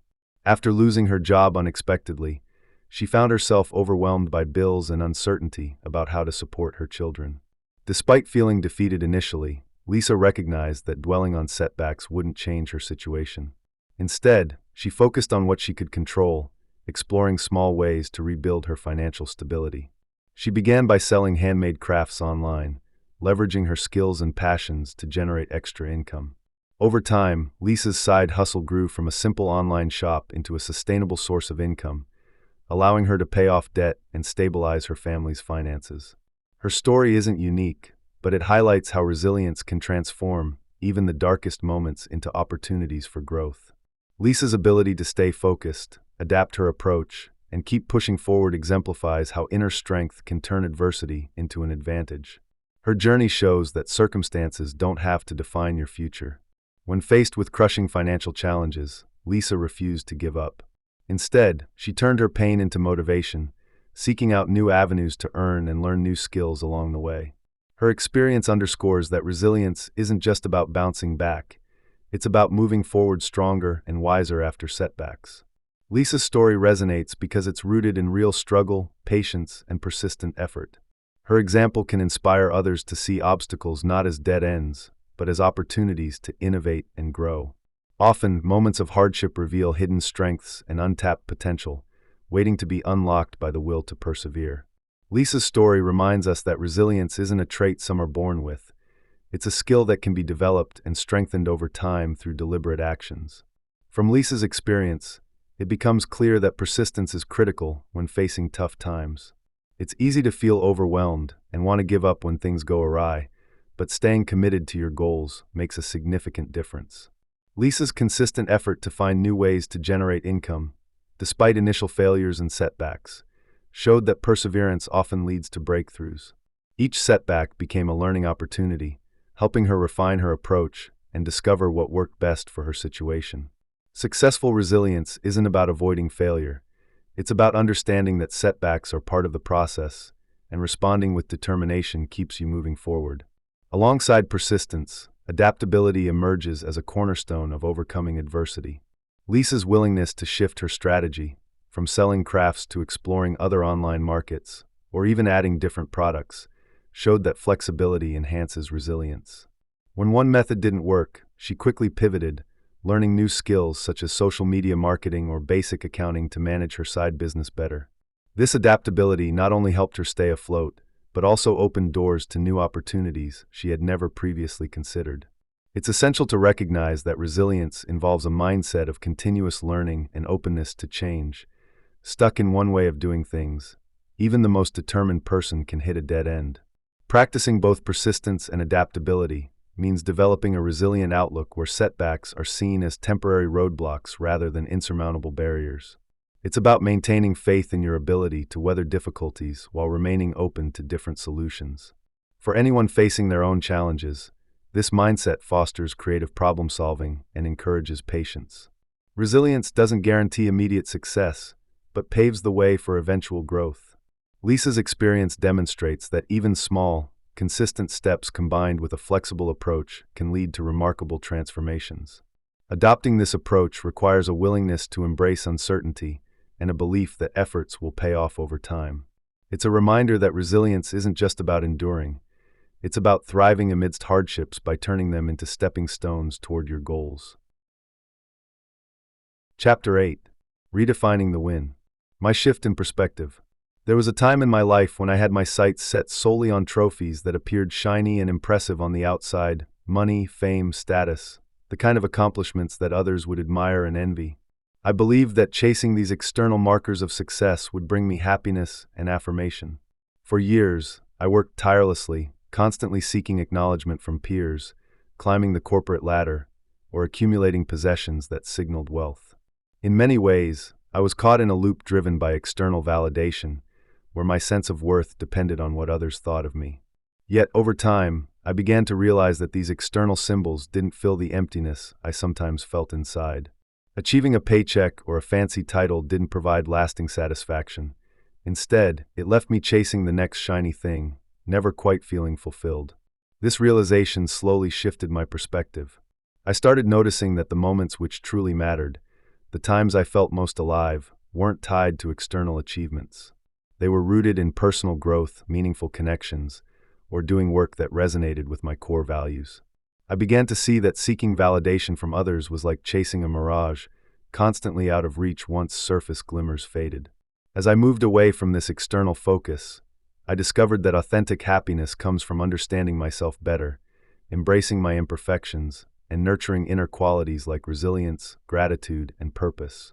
This journey didn't happen overnight, but gradually, I learned to find contentment within rather than in the applause or awards from the outside world.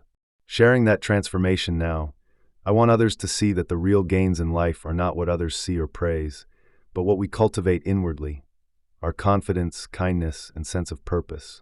One of the most freeing shifts you can make is to decide what success truly means for you, instead of accepting predefined ideas society hands down. It's tempting to measure success by income levels, social status, or material possessions, because they are visible and easy to compare. But these are superficial markers that don't necessarily reflect your happiness or sense of fulfillment. Take time to reflect on what gives your life meaning, whether it's personal growth, helping others, creative expression, or simply feeling at peace with yourself. When you create your own success metrics, you begin to prioritize what genuinely energizes you rather than what impresses others.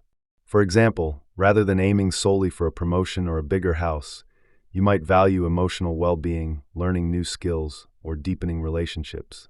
These internal benchmarks often lead to a more consistent sense of achievement that is less reliant on external applause.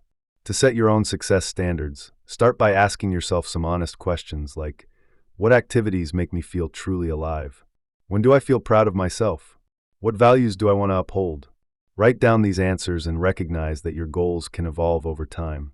What matters most is that these metrics align with your inner values and bring a sense of purpose. Keep in mind, success isn't a fixed point but a personal journey, one that's customized to your life's unique path. Living by your own standards can reduce the pressure to compare yourself to others and empower you to celebrate your own milestones, no matter how small they seem to external observers. Eventually, this approach fosters genuine contentment because your accomplishments resonate with your authentic identity, not just societal expectations. As you explore defining what success looks like for you, remember that one of the most empowering steps is to discard the idea that you need others' approval to validate your achievements. Instead, focus on how your actions, growth, and choices align with your core beliefs. When external achievements give way to internal fulfillment, success becomes less about outward appearances and more about living a life that feels true to who you are. My own experience shows that this mindset shift opens doors to a deeper sense of joy and purpose that external trophies can never provide on their own. Try setting personal success indicators, regularly revisiting them, and giving yourself credit for progress. Small daily wins, like being kinder to yourself or stepping outside your comfort zone, can accumulate into a profound sense of accomplishment that no trophy could ever match. The science of success. Understanding the roots of human motivation begins with a look at how our minds are wired for certain types of goals. Psychological research, especially in the realm of self-determination theory, suggests that what we pursue deeply influences our sense of fulfillment and success. Many people assume that external rewards like money, fame, or recognition are the ultimate indicators of achievement. But studies consistently show that a focus on internal, meaningful pursuits leads to greater satisfaction and well-being. When we align our goals with our core values, such as connection, growth, or purpose, we tap into a more sustained and genuine form of motivation. Recognizing this shift from external validation to internal purpose helps us to redefine what success truly means, making our pursuits more authentic and enriching. Research by psychologists like Edward Deci and Richard Ryan highlights that humans have innate psychological needs: autonomy, competence, and relatedness. When our goals satisfy these needs, we experience a sense of well-being and inner harmony. For example, working toward goals that foster personal growth or help others tend to fulfill these needs better than solely seeking material gains.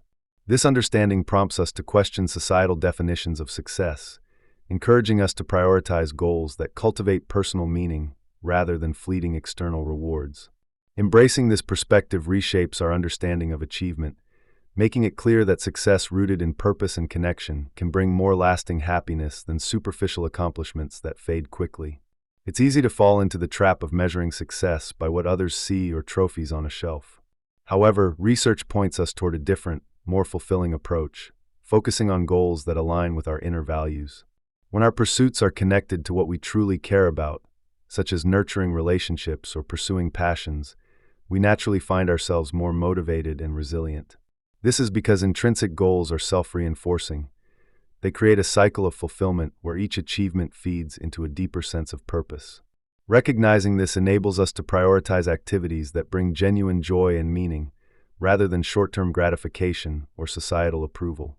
In essence, this shift in focus can transform everyday routines into opportunities for personal growth and deeper connection, key ingredients for a meaningful life. Shifting your focus toward goals that matter to you means taking a closer look at what truly fuels your inner fire. It starts with understanding what values you hold most dear, whether that's connection, growth, health, or contribution.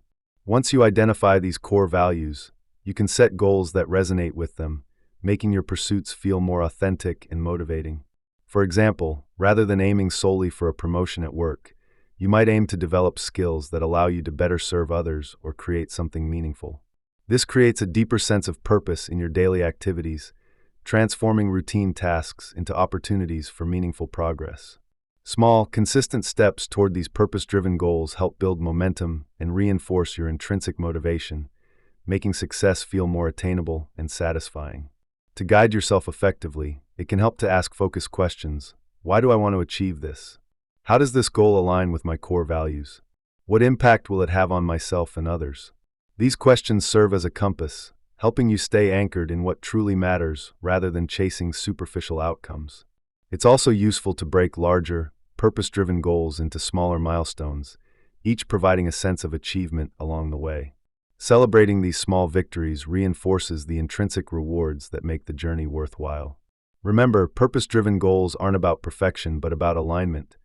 They encourage persistence through hurdles because they connect your efforts to the bigger picture of who you are and what you want to contribute. Another way to stay focused is by regularly revisiting your core values and adjusting your goals accordingly. Life changes, priorities shift, and what once felt meaningful may evolve over time. Making it a habit to reflect on whether your pursuits still serve your sense of purpose helps maintain motivation and clarity. For practical steps, consider journaling your thoughts or talking with trusted friends to gain perspective. By consciously aligning your goals with what truly matters, you set yourself up for a more satisfying pursuit of success.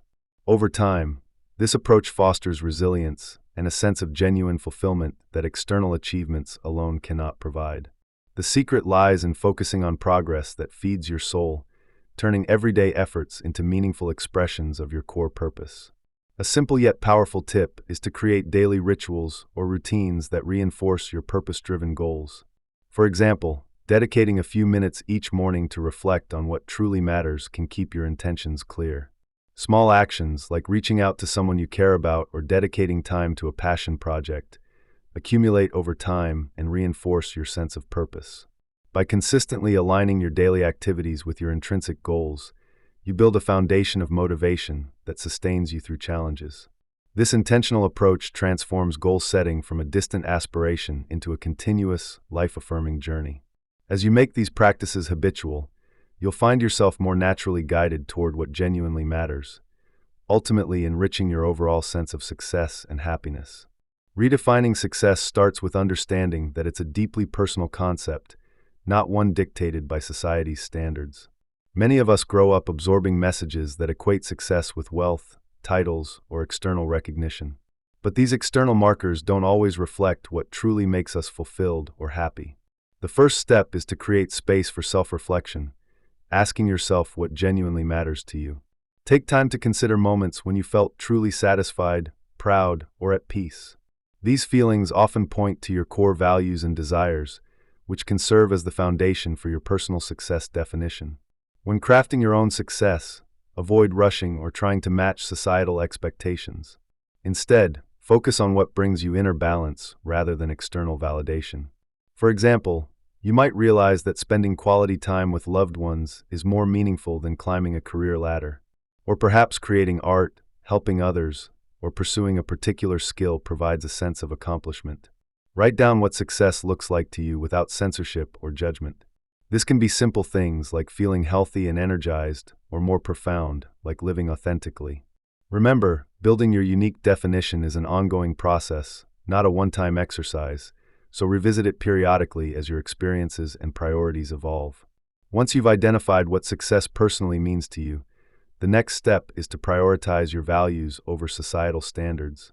Society often sets a narrow view of success, often emphasizing material wealth, status, or achievements that are visible to others. While those can be meaningful in some contexts, they shouldn't overshadow your core beliefs and what genuinely resonates with your sense of purpose. This shift requires awareness and deliberate effort. Start by listing your key values such as kindness, integrity, creativity, freedom, or growth. When making decisions or setting goals, check whether they align with these values rather than societal expectations. It helps to recognize where societal messages might be influencing your choices unconsciously. For instance, feeling pressured to pursue a certain career path because it's prestigious, even if it doesn't fulfill you, can lead to dissatisfaction in the long run. Conversely, choosing paths that reflect your personal values, like community involvement or artistic expression, can bring a deeper sense of success. Cultivating this alignment involves honest self-assessment and sometimes challenging external voices or stereotypes.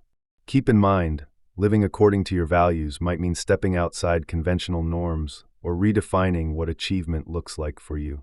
Over time, this approach can create a more authentic, satisfying life that truly reflects who you are, not who society expects you to be. The idea of a mosaic is a powerful way to visualize personal development. When you look at a mosaic, you see countless small tiles fitting together to create a larger, often stunning image. Each tile, with its unique color, shape, and even imperfections, contributes to the overall picture. Similarly in life, our experiences, especially setbacks and failures, are like those individual tiles.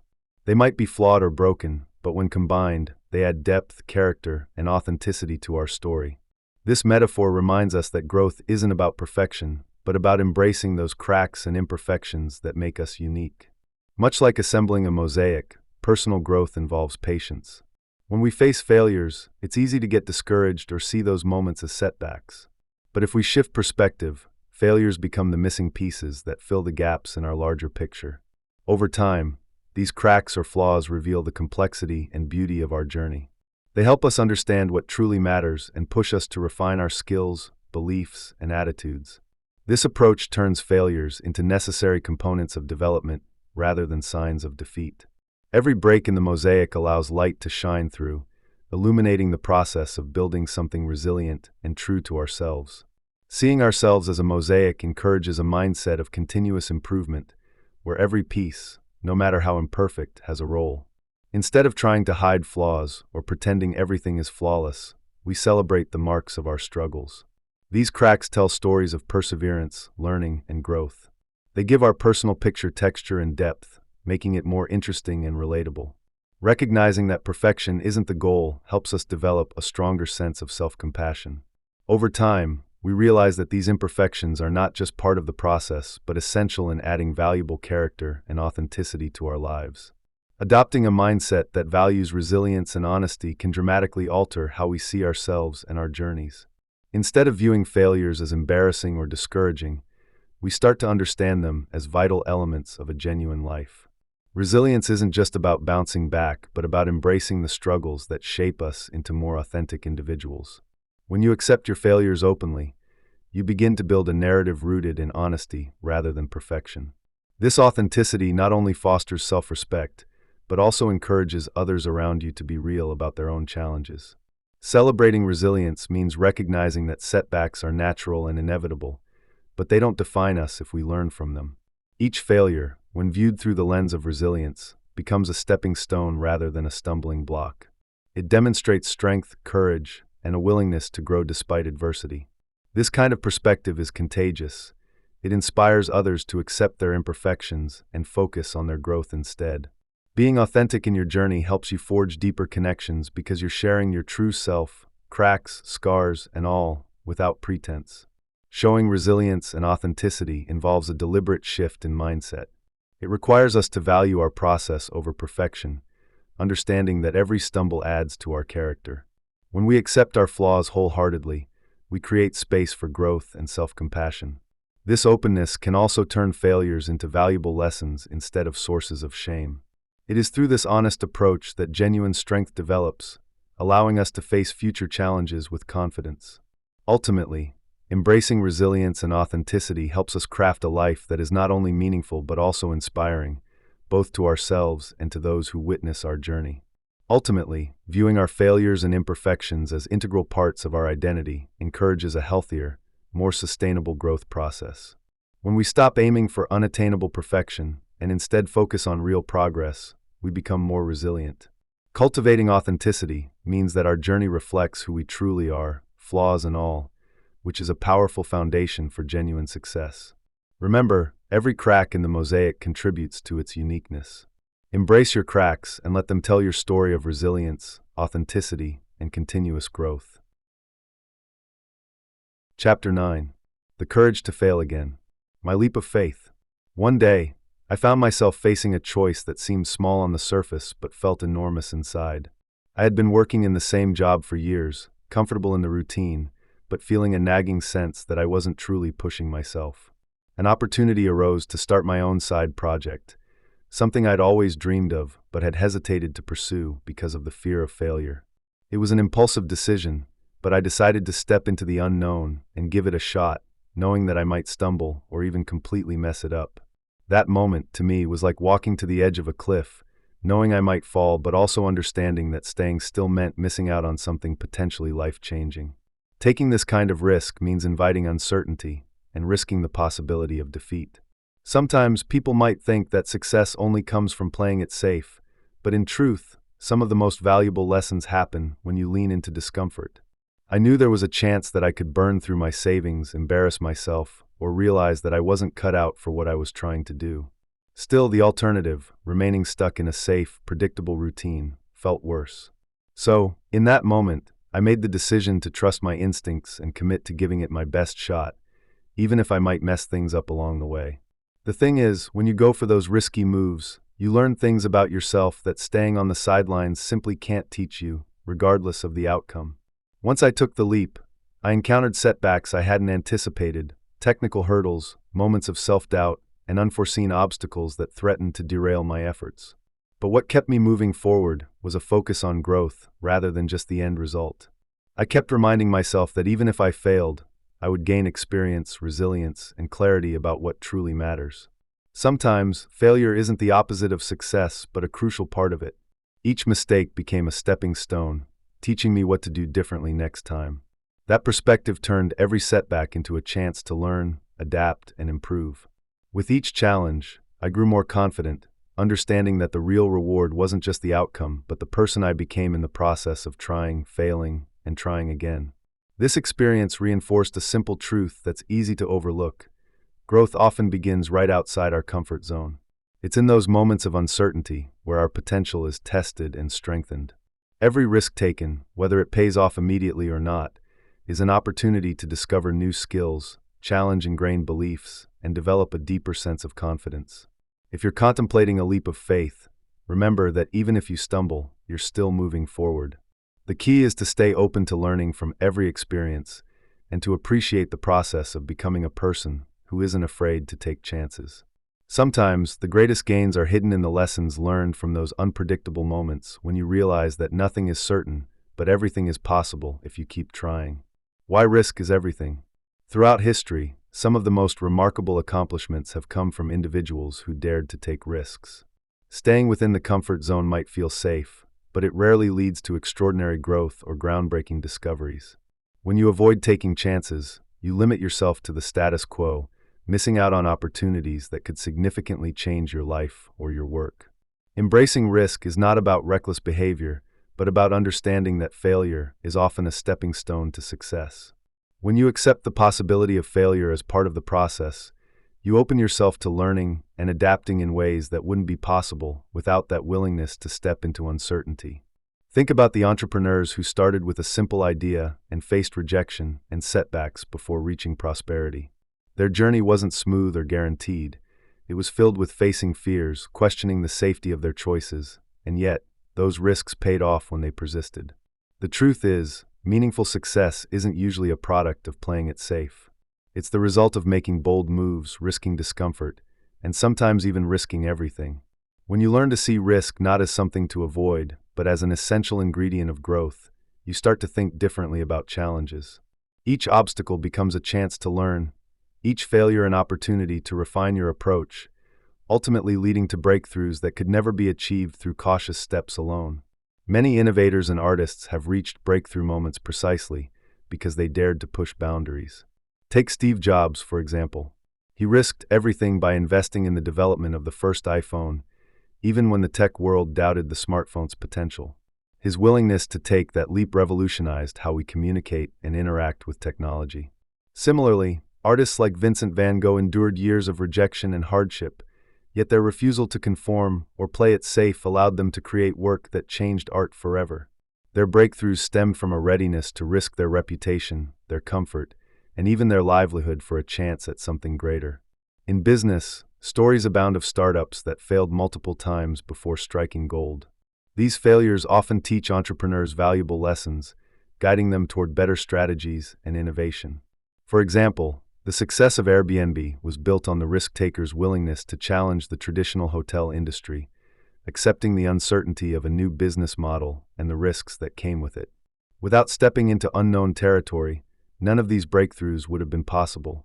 These stories underscore that pushing past fear, embracing uncertainty, and risking rejection or failure are essential steps toward discovering something truly transformative.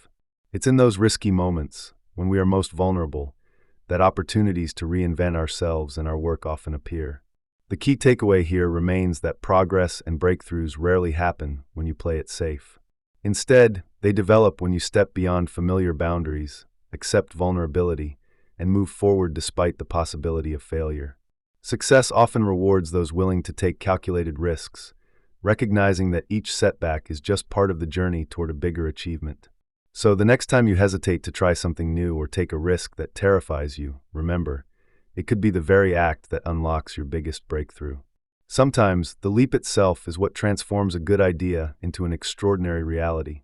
Taking that first step towards something uncomfortable can feel like standing at the edge of a tall cliff, unsure if you should jump or retreat. The key is to understand that fear is a natural response, but it doesn't have to control you. When you plan to face fears, start by breaking the big challenge into smaller, manageable pieces. For example, if speaking up in meetings terrifies you, begin by sharing one idea or asking a simple question. Each small success builds a psychological safety net, making the next step easier. It's about recognizing that the discomfort is temporary, and that over time, repeated exposure diminishes your fears. Calculating risks means weighing potential outcomes without overestimating danger. Think about what's the worst that could happen, and whether that scenario is truly as terrible as it seems. Often, our fears are exaggerated in our minds. For instance, if you want to pitch a new idea, prepare thoroughly, anticipate questions, and practice your delivery. Think of it like gradually expanding your comfort zone by doing things that stretch your limits without overwhelming you. This way, each risk feels more like a challenge you can handle rather than an insurmountable obstacle. Taking calculated risks involves courage, but it's a type of courage that's informed and controlled, making it less frightening and more empowering. One effective way to embrace risks is to visualize success before diving in. Imagine yourself confidently completing the task, feeling proud afterward. This mental rehearsal helps reduce anxiety and sharpens your focus. Remember, even small wins reinforce your belief that you can face fears and handle uncertainty. When you take these tiny steps regularly, you start to see risk-taking as a normal part of growth, not something to avoid. With each success, you build resilience and a sense of mastery, which fuels motivation to push further. If the thought of a big challenge feels overwhelming, choose a minor action, like asking someone for advice or sharing a personal story, and treat it as a test run for bigger endeavors. Stay patient with yourself. Facing fears isn't about rushing through, it's about consistent effort. Some days will feel easier, and others will be tougher, but that's part of the process. Keep reminding yourself that discomfort is a sign you're growing. Celebrate each attempt, regardless of the outcome, because it's a step offered by your willingness to try.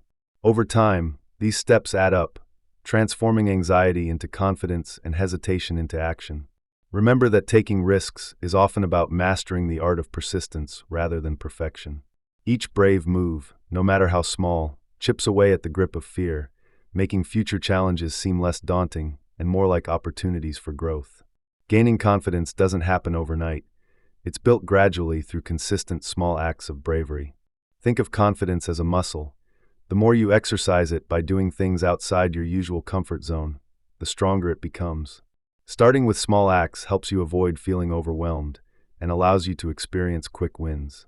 For example, making eye contact with a stranger, speaking up in a small group, or expressing an honest opinion are simple but powerful steps. These small acts signal to your mind and body that you are capable of handling uncomfortable situations, gradually rewiring your response to fear and uncertainty. It's important to recognize that each act of bravery, no matter how minor it seems, contributes to a larger sense of self-assurance. Sometimes, the hardest part is simply initiating the act, pushing yourself to do something you've been avoiding. Once you do, the relief and sense of accomplishment often motivate you to take the next step. As these small victories accumulate, they reinforce the belief that you can face bigger challenges. This creates a positive feedback loop. Each act of bravery boosts your confidence, which makes the next act easier. It's also helpful to keep track of your progress, whether through a journal or mental notes, so you can revisit your growth and gather motivation from past successes. Remember that bravery isn't about perfection. It's about showing up despite fears and doubts. If you're feeling unsure, remind yourself that every expert was once a beginner who dared to try. For instance, if asking for a promotion or speaking up in front of others feels intimidating, start with a small step like requesting a one-on-one meeting or practicing what you want to say aloud beforehand. Over time, these tiny acts become signs that you're capable of more than you think. The key is consistency. Routine efforts to challenge yourself repeatedly build a resilient, confident mindset. So the next time you hesitate, think, what's one small act I can do today that moves me a little closer to my goals? Ultimately, confidence grows through action. When you push yourself to do what feels uncomfortable, you expand your boundaries little by little. Each act of bravery, whether it's initiating a conversation, trying something new, or simply saying no, serves as proof that you can handle discomfort. Over time, these small victories become part of your identity, shaping how you see yourself. Keep in mind that it's fine to stumble or fail. What matters most is the willingness to keep trying. As you regularly practice these acts, you'll find that your fear lessens, your resilience increases, and taking even a slightly scary step becomes more habitual than daunting. One practical tip is to set micro goals for yourself. For instance, aim to do one brave act each day, no matter how small. It could be as simple as sharing your opinion in a meeting or leaving a positive comment online. This consistency creates momentum and helps you see bravery as a habit rather than an exception. Over time, your confidence will creep into other areas of life, making larger challenges less intimidating. Keep in mind that each step counts, and persistence will eventually reshape your perspective, transforming fear into a familiar, manageable part of your growth journey. Picture life as a dance, sometimes smooth, sometimes awkward, but always a movement forward. When we dance, we don't have a script for every step. Instead, we respond to the music, adjusting our movements as needed. Similarly, in life, we encounter uncertainties and setbacks that can throw us off balance. But just like a dancer who keeps a steady rhythm despite missteps, we can learn to navigate risks without losing our rhythm or confidence. Recognizing that mistakes are an inherent part of dancing allows us to accept failures not as end points, but as opportunities to learn and refine our steps. When we approach life's challenges with the mindset of a dancer, we develop a kind of resilience where tripping or stumbling isn't the end. It's part of the process of mastering movement. The key is to maintain grace, to keep moving, and to understand that every misstep is a chance to improve your flow. By viewing risks and failures as integral parts of the dance, we cultivate patience and a positive attitude, enabling us to stay connected to the rhythm that keeps us moving forward, even when the floor feels unsteady. When you see life as a dance, each risk becomes a new step, an element of improvisation that keeps your routine fresh. Instead of fearing mistakes, you understand they are inevitable and, in fact, necessary for growth. Think of a dancer who misses a beat. They don't stop dancing. Instead, they recover, recalibrate, and often incorporate the mistake into their performance, making it unique and personal. Similarly, in life, when setbacks occur, instead of abandoning the dance altogether, we can choose to adapt swiftly, shift our focus, or even turn errors into moments of creativity. This shift in perspective transforms setbacks from discouraging failures into valuable lessons. Additionally, dancers often practice specific techniques to recover quickly if they stumble. Techniques that can be applied to our lives too, like taking a deep breath, adjusting our mindset, or stepping back to regain composure. This ability to recover and keep your rhythm intact is what distinguishes someone who dances through risks with poise from someone who is derailed by setbacks. In embracing this mindset, we learn to flow with life's unpredictable music, rather than fighting against it or feeling defeated when missteps happen. Perseverance is the beat of the dance. Without it, the movement loses its rhythm, and the whole performance falls flat. When faced with life's uncertainties, it's tempting to feel overwhelmed or to want to stop altogether. But just as dancers understand that the rhythm keeps them grounded, we too need to find our own steady beat amid chaos. Cultivating a consistent rhythm in life can be as simple as establishing routines or habits that anchor us during turbulent times. For example, taking small daily steps, like setting aside time for reflection, practicing gratitude, or maintaining a workout routine, creates a cadence that sustains us when the world feels unpredictable. This rhythm acts as an internal compass, reminding us that even if the circumstances change or we face setbacks, we have a reliable pattern that keeps us moving forward.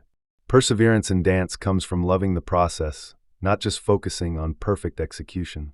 The same applies to life. Embracing the ups and downs as part of your unique dance allows you to stay committed and resilient, even when the music shifts unexpectedly. In addition, developing a strong sense of rhythm involves listening carefully to your own pace. Some days, your steps may be slow and cautious, and other days, more energetic and bold. Recognizing and respecting these rhythms helps prevent burnout and fosters a gentle patience that's crucial during uncertain times. When you face setbacks, remind yourself that even experienced dancers stumble, but they don't stay on the ground. They regroup and find their rhythm again.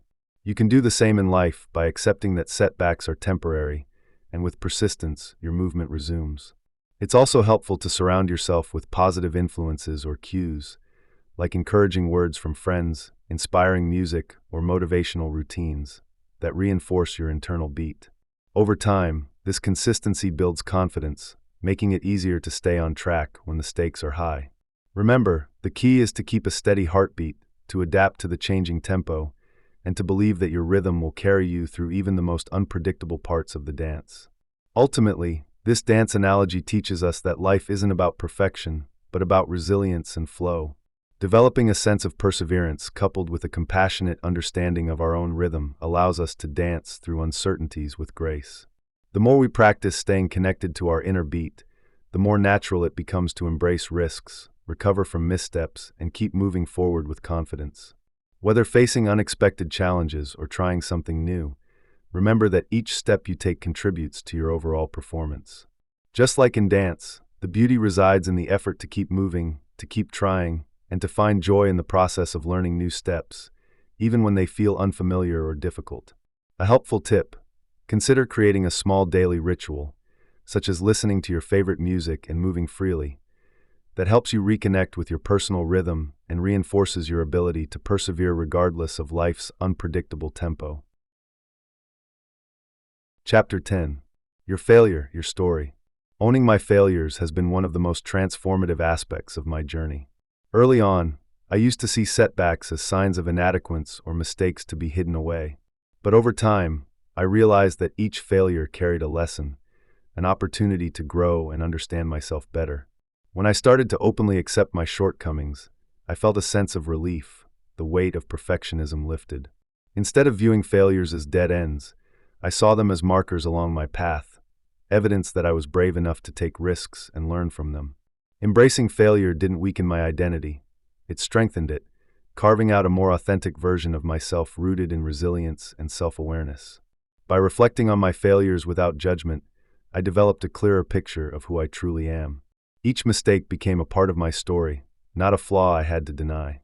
When I shared these experiences with others, I noticed they resonated deeply. People relate more when someone's vulnerability comes through, especially around failures, embarrassment, or mistakes. It helps build trust and fosters a sense of kinship, knowing we all stumble at times.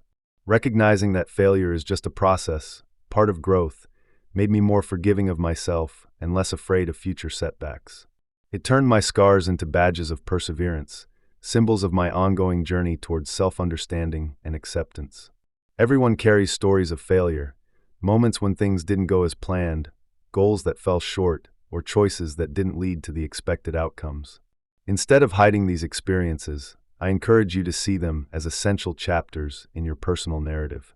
Failures are not the opposite of success, they are part of it. They are the gritty lessons that shape resilience and teach humility. When you start to view setbacks as building blocks rather than barriers, your entire perspective shifts. These moments become opportunities to learn what doesn't work, which invariably directs you toward what does. Sometimes, failure is the best teacher because it brings clarity, humility, and a deeper understanding about what truly matters to you. Think of your failures like pieces of a puzzle. Each one adds to the bigger picture of who you are becoming. Taking this mindset requires a conscious choice to value the process rather than just the end results. When you see setbacks as integral to your growth, you begin to detach your identity from external successes or failures. Instead, you focus on the story you're creating, less about perfect outcomes and more about meaningful progress. Sharing your struggles with others can also serve as powerful reminders that everyone faces similar hurdles. This openness helps normalize failure and reduces the stigma around it, encouraging you to keep moving forward without fear of judgment. If you want to turn failures into stepping stones, start by asking yourself what each experience has taught you. Write down lessons learned from setbacks and revisit them when faced with new challenges. Reflecting on your failures in this way transforms pain into wisdom and makes it easier to accept future imperfections. Remember, some of the most inspiring stories are rooted in overcoming failures, not avoiding them. Your journey is unique, and your failures are simply part of the course. When you view them with curiosity instead of shame, they become empowering tools that deepen your understanding of yourself and your purpose. One practical tip: keep a failure journal. Whenever things don't go as planned, jot down what happened, how you felt, and what you learned. Over time, you'll notice patterns, growth, and perhaps even a new appreciation for failure itself. This simple act can reinforce a mindset where mistakes are embraced as natural steps in the path of personal discovery. The truth is, success rarely comes without some setbacks, and your willingness to own those setbacks will profoundly influence your confidence and resilience along the way. The narrative advantage.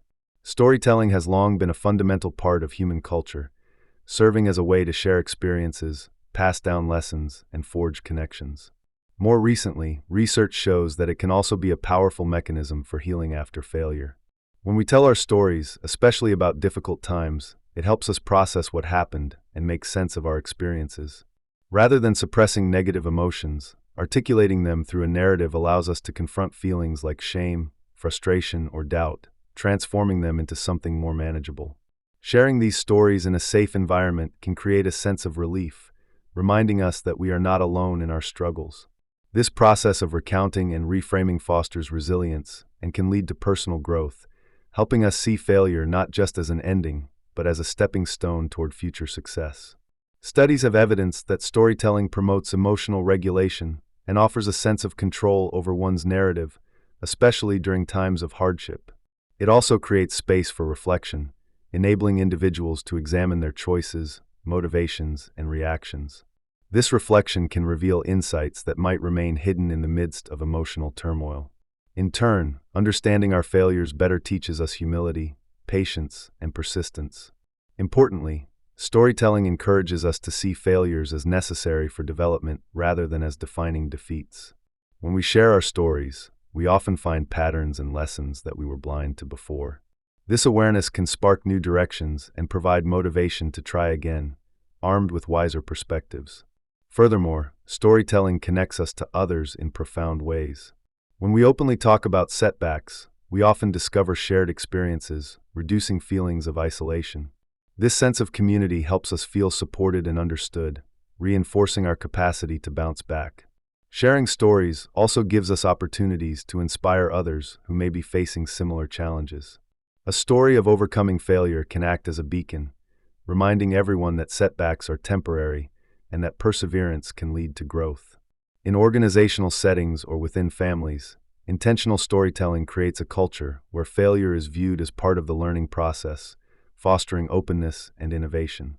Ultimately, storytelling makes our journey through failure more meaningful, transforming pain into wisdom that benefits not only ourselves but those around us. Helping others tell their tales of failure as moments of triumph starts with guiding them to see setbacks from a different angle. The first step is encouraging honesty and openness, creating a space where people feel safe to share what really happened without fear of judgment. Once they begin to recount the event, suggest focusing on the context, including what pressures or circumstances influenced the outcome. That perspective helps detach the person from blame and shifts the focus toward understanding. From there, guiding them to identify the lessons learned is crucial. Every failure contains valuable insights that can lead to future success. For example, a failed project might teach patience, adaptability, or the importance of clear communication. Next, it's useful to help them reframe their story by highlighting resilience and growth. Ask questions like, "What did you discover about yourself?" Or, "How did this experience prepare you for future challenges?" Placing emphasis on what they gained reinforces the idea that failure is a stepping stone, not a dead end. When people start to see their setbacks as moments of learning, it transforms their narrative from one of defeat to one of perseverance. Encouraging vivid details adds emotional depth, making their story more relatable and inspiring for others. Sharing these stories, whether orally or in writing, solidifies their new perspective and boosts confidence. Over time, this process can help individuals develop a positive cycle, embracing failures as opportunities to grow and ultimately view setbacks as integral parts of their success stories. Finally, get them to consider who their story might inspire. Sharing personal stories of overcoming adversity can encourage others to persist through their own difficulties. Giving voice to these experiences strengthens the storyteller's confidence and solidifies the lessons they've learned. As they craft their narratives, remind them to focus on authenticity. People connect best with genuine, heartfelt stories. Also, suggest they consider their audience and tailor their message to resonate with others facing similar struggles. By turning personal failures into stories of triumph, they not only heal themselves but also become catalysts for growth in the wider community. This reciprocal benefit underscores the incredible power of storytelling as a tool for both individual healing and collective motivation. Practical exercise. Transforming a mistake into a hero's journey begins with changing the way you see setbacks. Instead of viewing failures as endpoints, consider framing them as crucial chapters in your story of growth. This process involves breaking down the failure into key moments that highlight how obstacles were faced, what lessons were learned, and how those lessons created a stronger, wiser version of yourself. By doing this, you shift from dwelling on what went wrong to celebrating resilience and discovery. Writing this narrative in a clear, step-by-step way helps you see the failure not as a flaw, but as a struggle that forged your strength and character. A simple but effective method is to start by identifying the specific event or mistake, then asking yourself questions such as, "What was I trying to achieve? What went wrong? How did I feel at the moment? Who or what helped me through it? What did I learn or realize afterward?" Connecting these points creates a story arc that feels satisfying and meaningful, transforming shame or disappointment into a compelling hero's journey. Using vivid language and focusing on moments of decision, perseverance, and insight makes the narrative more engaging and memorable. Remember, the power lies in framing your failure as an act of bravery rather than humiliation. Another key is to focus on your personal growth, emphasizing how each challenge acted as a catalyst for change. Instead of hiding from mistakes, narrate how you confronted discomfort and navigated uncertainties. For example, if you botched a crucial project at work, you might tell yourself this story: "I faced a tough situation, made mistakes, but ultimately learned new skills and gained confidence that helped me succeed later." This approach involves viewing failures as character-building episodes, giving you a sense of achievement even in defeat. Over time, retelling your setbacks as epic battles fought, and one makes you more resilient and ready for future challenges. Once you've framed your failure as a hero's journey, it naturally encourages deep self-reflection. Storytelling allows you to step outside your immediate feelings and observe the event more objectively, identifying what really happened and what you can change. Asking yourself reflective questions like, what did I truly learn from this? Or how did I grow because of this experience? Makes the process more meaningful. Writing these stories down turns abstract feelings into concrete lessons, helping you see your evolution clearly.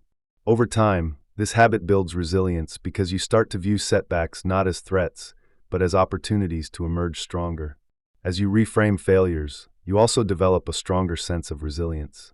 Recognizing that setbacks are part of everyone's story helps you accept imperfections and see failure as a natural step toward success. It's empowering to realize that setbacks often contain valuable clues, guiding you toward better choices or new paths. Storytelling acts as a lens that magnifies your growth, boosts your confidence, and keeps you motivated in the face of future hardships. The more you practice retelling failures this way, the more instinctive it becomes to bounce back quickly and face challenges head-on, knowing they are stepping stones rather than dead ends. To make this process practical, try establishing a personal ritual. Whenever you encounter a setback, take time to write your hero's journey about that event. Focus on the hero. That's you, initially facing adversity, encountering obstacles, and eventually overcoming or accepting them. This activity not only develops resilience, but also creates a collection of stories you can draw strength from during tougher times. Over time, these stories build your confidence, reinforce your ability to adapt, and transform your perception of failure from something to fear into an experience to cherish and learn from. Remember, every hero's story includes failures along the way. It's how they're written that determines the hero's ultimate strength and wisdom. Throughout life, many of us encounter setbacks or make mistakes that seem devastating at the time. But some people take these moments and turn them into catalysts for growth, proving that failure isn't the end. It's often the beginning of something stronger. One inspiring example is a woman who faced a string of personal and professional setbacks, losing her job, going through a painful divorce, and battling self-doubt. Instead of letting these experiences define her, she decided to confront her past openly. She started sharing her story at local events, slowly building confidence as she recounted her struggles and how she learned from each one. Over time, her candid storytelling gained attention and even landed her a TED Talk, where she talked about her messy past as a source of her strength. Her journey shows that owning failures and embracing vulnerability can resonate deeply, inspiring others to see their own setbacks as stepping stones rather than roadblocks. Another example comes from an entrepreneur who failed multiple times.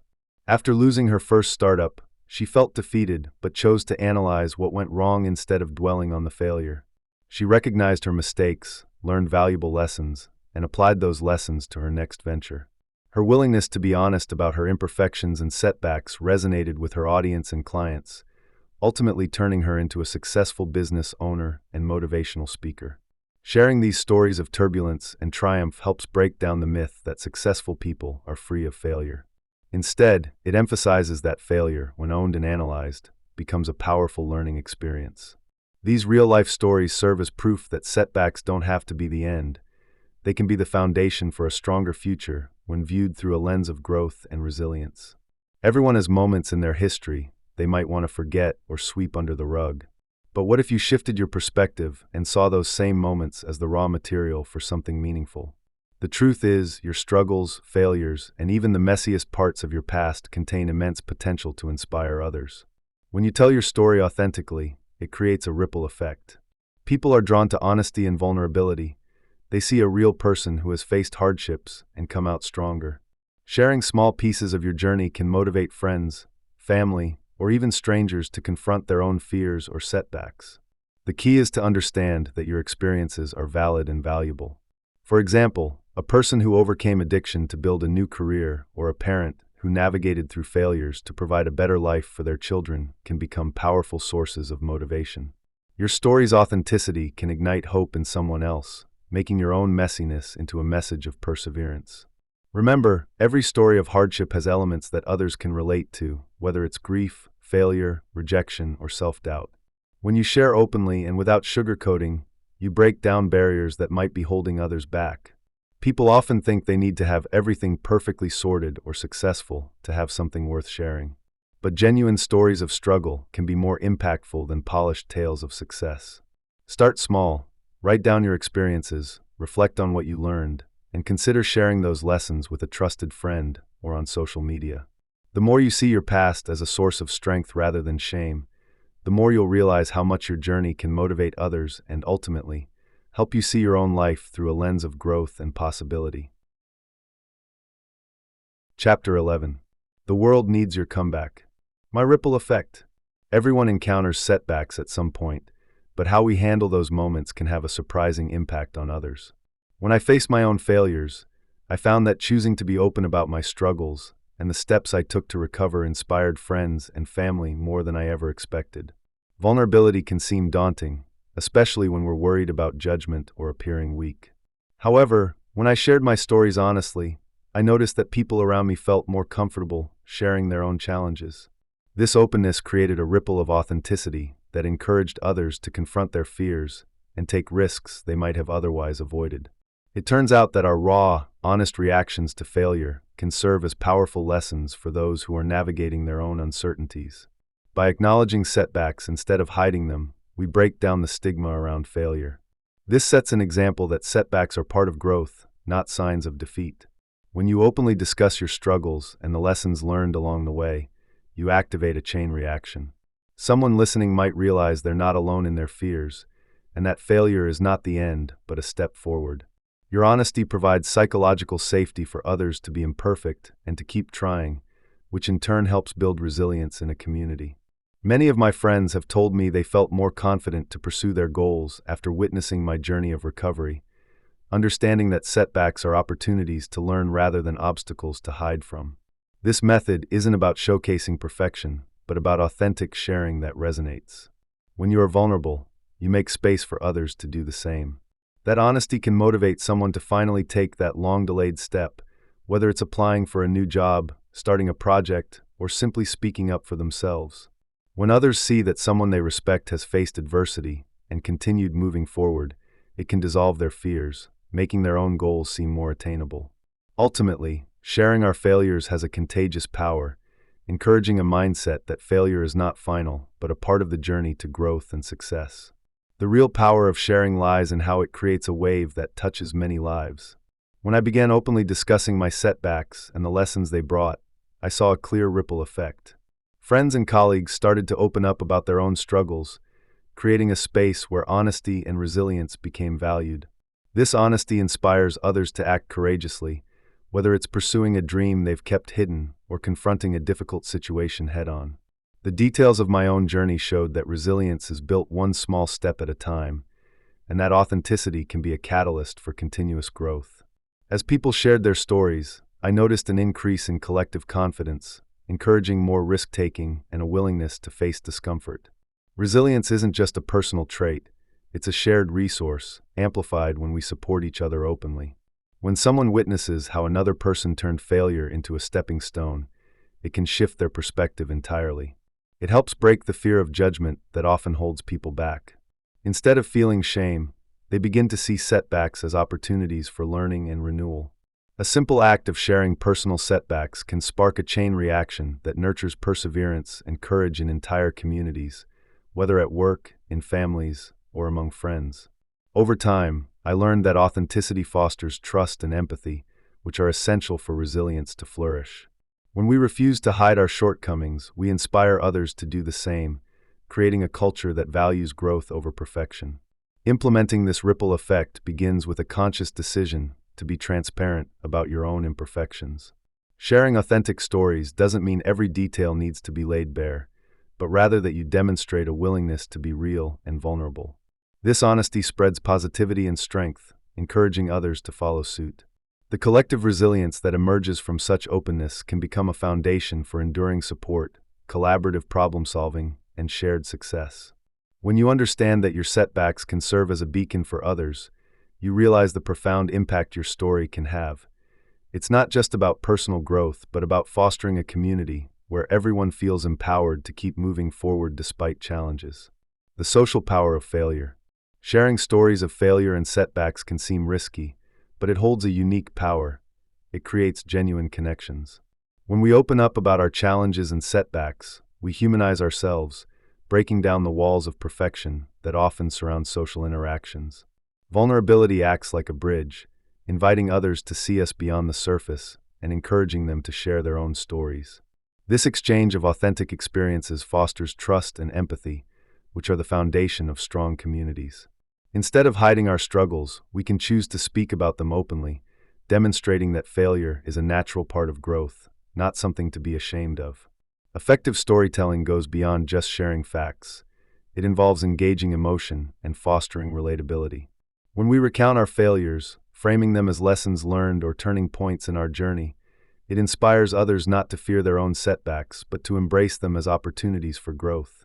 For example, telling someone how a failed project taught you new skills or reshaped your perspective can resonate deeply. This honest approach draws people in, allowing them to see that resilience is built through struggles, not the absence of them. As a result, vulnerability in storytelling encourages a community where honesty is valued, where setbacks are seen as stepping stones rather than endpoints. Building on this, sharing our failure stories also signals openness and courage. This can empower others to share their own stories without fear of judgment. Over time, this collective openness creates a culture where mistakes are seen as essential parts of progress. It makes the space feel safer for everyone to experiment, take risks, and learn from failures. When vulnerability becomes standard practice, communities grow stronger because members feel genuinely connected and supported.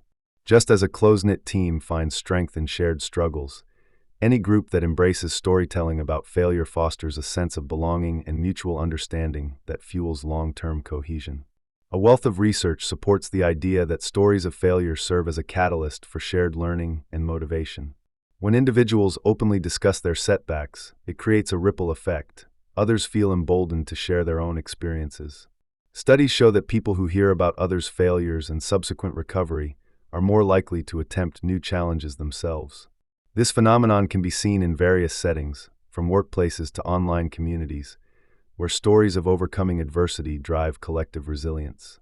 For example, social media platforms abound with personal stories where setbacks are turned into triumphs, inspiring thousands in the process. When a story of failure circulates within a community, it tends to spread rapidly because it not only normalizes mistakes, but also offers tangible lessons. People relate to these stories because, at some point, everyone faces setbacks. Hearing how someone addressed their failures fosters a sense of shared experience and shows that setbacks are not the end but part of the process. This kind of social contagion, where attitudes and mindset shift through exposure to others' stories, can significantly boost motivation and initiative. When people see that failure is part of success, they are more willing to take risks, experiment, and innovate, knowing that setbacks are just steps along the way. Some examples of this contagion include workplace environments where accepting failure encourages innovation, or online forums where people exchange failure stories that eventually spark new ideas. In these communities, stories become shared assets, offering lessons and hope, and fostering an environment where collective growth is continuous. This dynamic demonstrates how vulnerability, when shared openly, transcends individual experience and sparks communal momentum. As more individuals contribute their setbacks and breakthroughs, the community as a whole develops a resilient, growth-oriented mindset that boosts everyone's ability to persevere through difficulties and seize opportunities. Action step. Sharing a lesson from a failure might feel uncomfortable at first, but it holds powerful potential to build genuine connections with others. When we tell someone about times we didn't succeed or mistakes we've made, it creates a space for authenticity. This kind of openness can encourage others to feel safe sharing their own struggles, which deepens trust and empathy. It shows that we're human just like everyone else, and that failures are part of growth rather than something to hide. When you choose to be vulnerable and share honestly, you're not just telling a story, you're inviting others into a moment of real connection. Whether it's a quick chat with a colleague, a post online, or a family conversation, sharing lessons learned from failure can open the door to more meaningful interactions. People often respond more positively than we might expect when we show our weaknesses and struggles.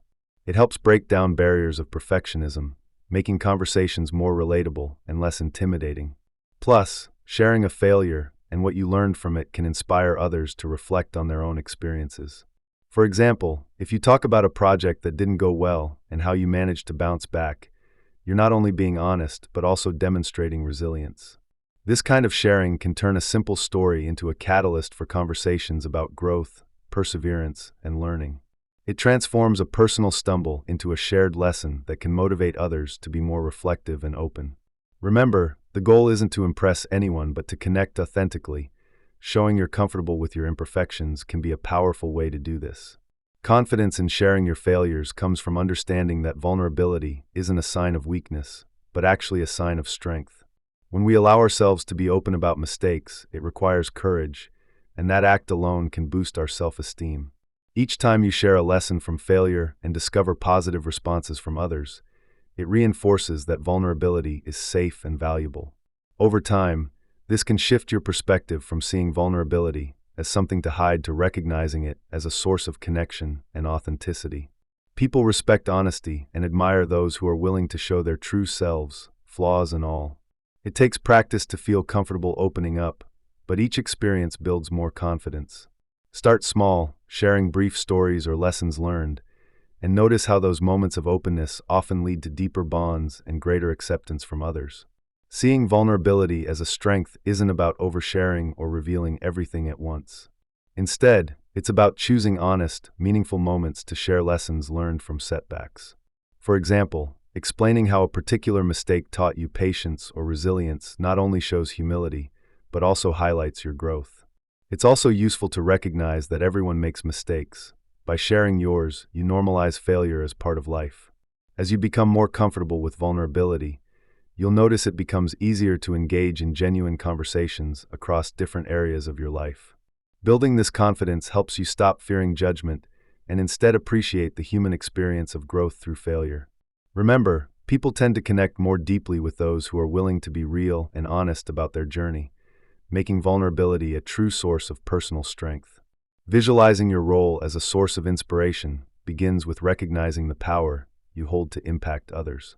Each person has moments where resilience shines through, like sparks that ignite hope around them. When you see yourself as this spark, it becomes easier to understand how your actions and attitude ripple outward. Think about times when your words or gestures have uplifted someone else, often in ways you might not be fully aware of at the moment. Seeing yourself as a symbol of perseverance encourages you to hold on to your inner fire, regardless of external challenges. It reminds you that even small acts, rooted in hope, can set off chain reactions that light up the lives of those around you. Imagine the influence you'd have if you consistently approached life as a source of positivity and resilience.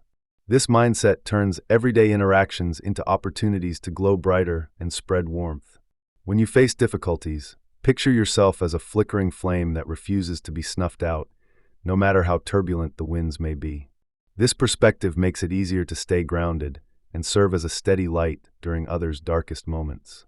The more you see yourself as a beacon, the more natural it becomes to embody strength, patience, and compassion. These qualities, expressed openly, can become a guiding light for friends, family, colleagues, and even strangers who might be stumbling in their own darkness. By cultivating this image of yourself as a shining example of resilience, you reinforce your own inner fire.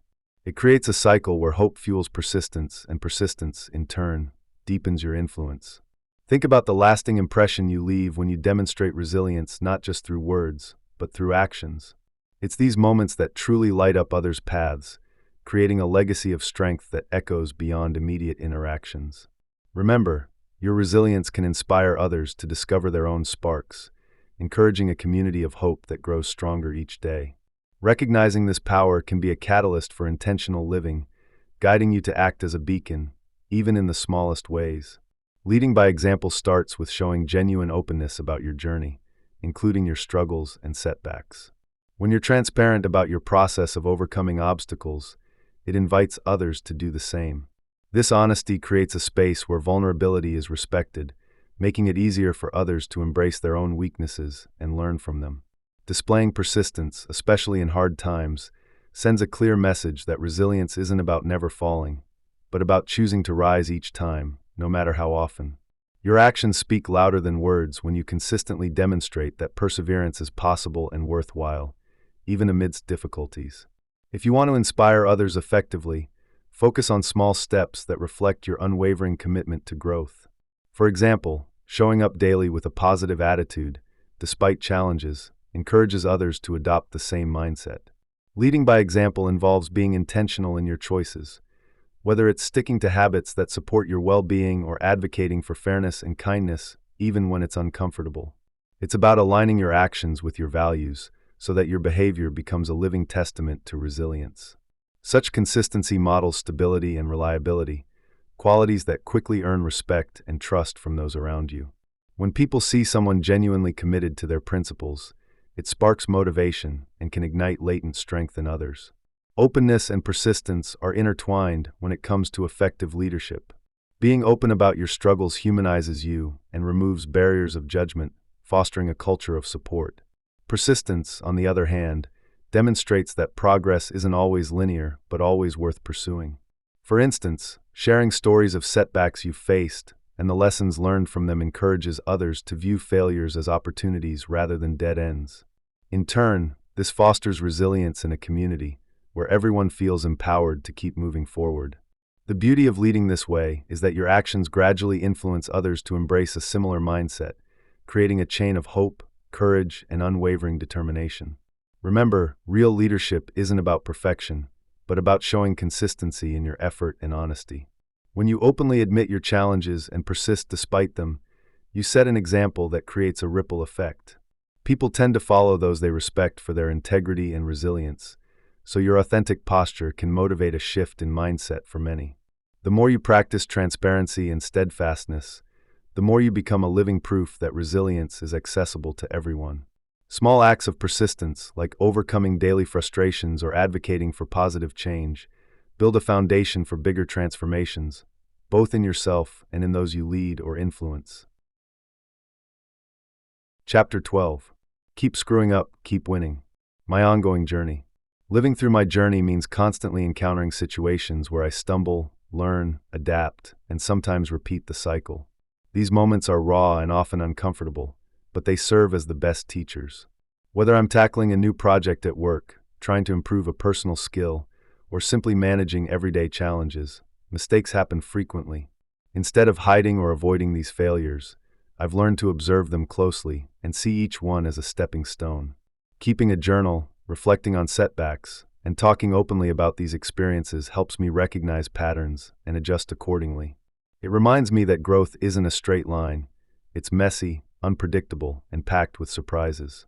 Sharing these experiences honestly, not just with myself but with others, helps normalize failure as part of the learning process and fosters a mindset where mistakes are seen as opportunities rather than setbacks. This continuous cycle of trial and error shapes my perspective about life and myself. Every misstep reveals something new, not just about what doesn't work, but also about my resilience, patience, and ability to adapt. I've found that when I openly admit my vulnerabilities, I create space for authentic connections with others who are also figuring things out. It's in those shared imperfections that real growth happens. The key is to avoid the trap of perfectionism, which can make failure feel like a personal shortcoming rather than a stepping stone. Instead, I focus on collecting lessons from each mistake, adjusting my approach, and moving forward. Over time, this practice has built my confidence, helping me see failures as vital parts of the journey rather than dead ends. Understanding that failure is ongoing shifts the way I approach challenges. Instead of fearing mistakes or viewing them as signs of inadequacy, I see them as natural and necessary aspects of a meaningful life. Every goal I pursue, whether big or small, comes with inherent risks of failing along the way. Recognizing this as normal helps me stay grounded and patient when setbacks happen. I remind myself that each failure holds something valuable, insights, resilience, or newfound clarity that adds depth to my experience. Life is a series of lessons, and no single mistake determines my worth or success. This mindset allows me to remain open to new opportunities, knowing that even failures are part of the process of becoming better. By accepting failure as an ongoing, integral part of life, I keep the pressure off myself and remain motivated to keep trying, growing, and learning regardless of the outcomes. In embracing failure as an ongoing process, I also recognize its power to build character. Persisting despite setbacks develops qualities like patience, humility, and adaptability, traits that are hard to cultivate without encountering resistance. For everyone, this cycle can be daunting, but it's also incredibly rewarding. Each stumble nudges us closer to the person we wish to become, offering insights and strengthening our resolve. The focus should not be on avoiding failure altogether, but on learning how to navigate it skillfully. Setting realistic expectations, practicing self-compassion, and viewing setbacks as part of a broader narrative help keep the momentum going. When failure becomes seen as an endless, natural flow instead of a rare exception, it transforms into a powerful catalyst for personal development rather than an obstacle to avoid. The long game. One of the most overlooked truths in personal growth is that lasting change takes time.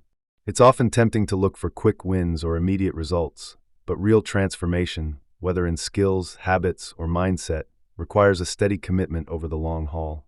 Perseverance means showing up even when progress feels slow or invisible. It's about sticking with the practice of a new habit even on days when motivation wanes. Patience complements this by reminding us that growth is a gradual process, like tending to a garden where each seed needs time to sprout and flourish. When we develop both perseverance and patience, we create a mindset that's resilient against setbacks, knowing that persistence is what eventually breeds success. Think of it like climbing a mountain. Every step may seem insignificant on its own, but over time, those steps add up. If you give up halfway through because the ascent is difficult or takes longer than expected, you'll miss the view from the top. Developing perseverance means choosing to keep going, despite obstacles or feelings of fatigue. Patience helps us accept that setbacks, delays, and frustrations are part of the journey rather than reasons to abandon it. When you consistently show up and stay committed, each challenge becomes a stepping stone rather than a barrier. Building this resilience doesn't happen overnight, but it's the foundation of any meaningful achievement. Practically speaking, cultivating perseverance and patience involves small daily decisions. For example, committing to a new habit like exercising every morning or dedicating time to learning a new skill requires a conscious choice to stick with it, even when results aren't immediately apparent. Recognizing that setbacks are normal and part of growth helps prevent discouragement. Developing an attitude of patience also means celebrating small victories along the way and maintaining a long-term perspective. Remember that every effort adds up over time, and the key is persistence, showing up consistently, despite how slow progress might seem. This mindset keeps you rooted in the understanding that growth truly never stops if you keep showing up. Stoic philosophy offers powerful insights into how we can perceive failure in a different light. Instead of viewing setbacks as signs of inadequacy or reasons to give up, Stoics see them as essential parts of the journey toward mastery. Marcus Aurelius, a famous Stoic, believed that setbacks are opportunities to practice resilience and improve our character. When we encounter failures, we get a chance to test our endurance, strengthen our resolve, and refine our approach. This shift in perspective transforms failures from sources of shame to valuable lessons that guide us toward greater understanding and skill. By embracing failures as natural and even necessary, we remove the fear of making mistakes and open ourselves to continuous growth. In practical terms, adopting a Stoic attitude toward failure involves accepting that no one is perfect and mistakes are inevitable. Instead of dwelling on what went wrong, focus on what can be learned and how you can adapt moving forward. For example, if you stumble in your pursuit of a goal, rather than viewing it as a failure, see it as a sign to adjust your approach, build resilience, and deepen your understanding of the challenge. Stoics believe that enduring hardships with calmness and patience builds inner strength that outlasts temporary setbacks. They emphasize that every obstacle presents an opportunity to sharpen your character and develop mastery of yourself. This perspective encourages a long-term view, where setbacks aren't endpoints but stepping stones toward your ultimate growth. To apply this mindset daily, reflect on setbacks and reframe them as lessons rather than failures. Practicing gratitude for the difficulties faced can also reinforce this attitude.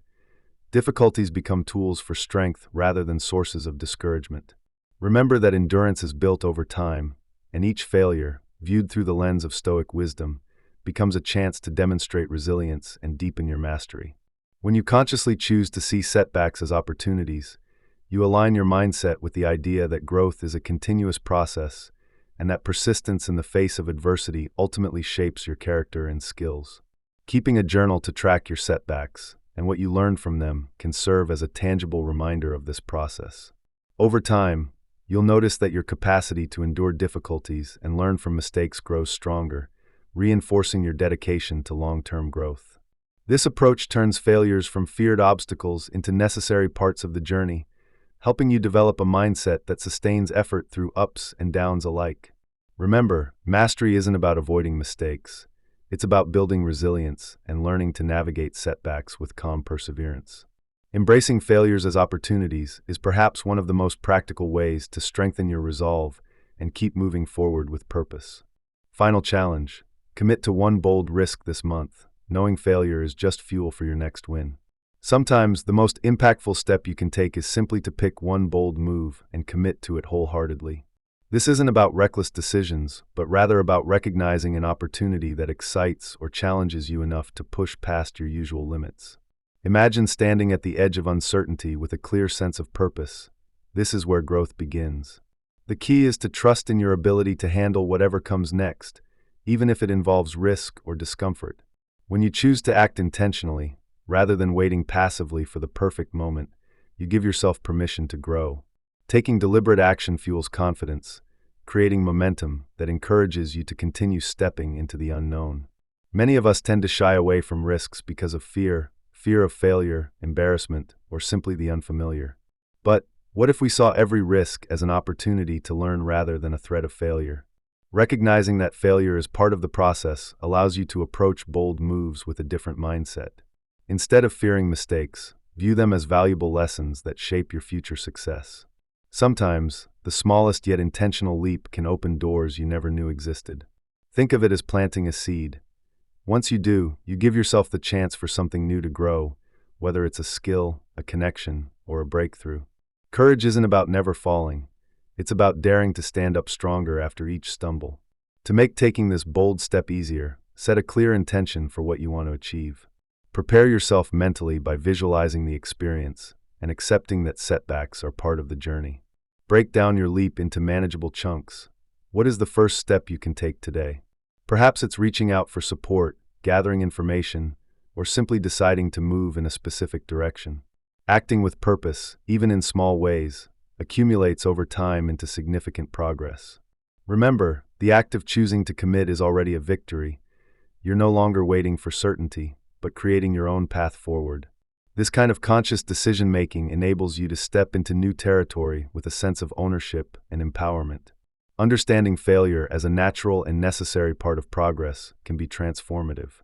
Many people view failure as an endpoint or a mark of defeat, but in reality, it's more like a teacher guiding you toward better strategies. Every mistake provides specific lessons: what doesn't work, what could be improved, and what to avoid in the future.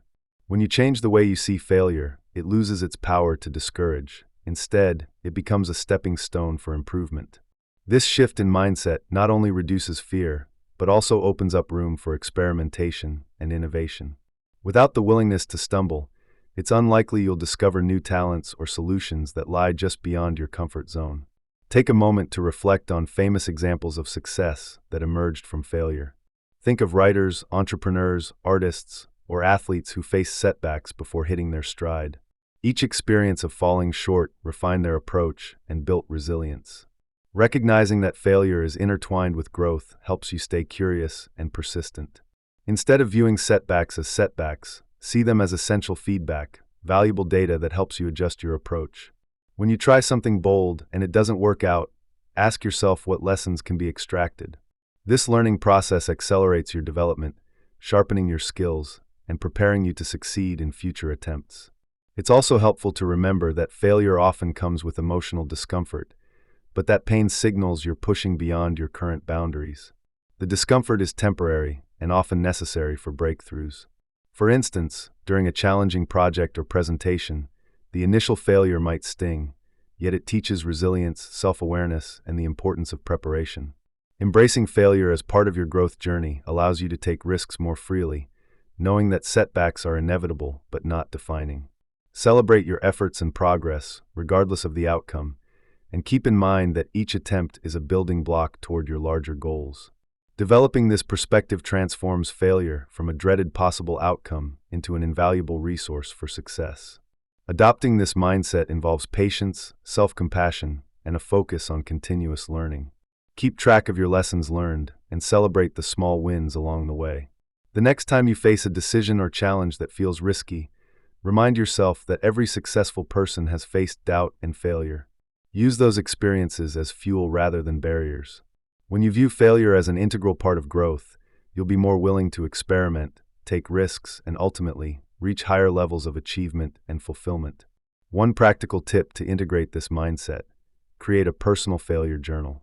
After each attempt or project, write down what didn't go as planned, what you learned, and what you'll do differently next time. Over time, this process reinforces a growth mindset and helps detach your self-worth from your immediate results. By tracking your failures as learning opportunities, you transform each stumble into a stepping stone for future success, making the journey more manageable and even enjoyable. Remember, every step, whether smooth or rocky, gets you closer to your goals. Embrace each one with curiosity and resilience, trusting that failure is just the raw material for your next win.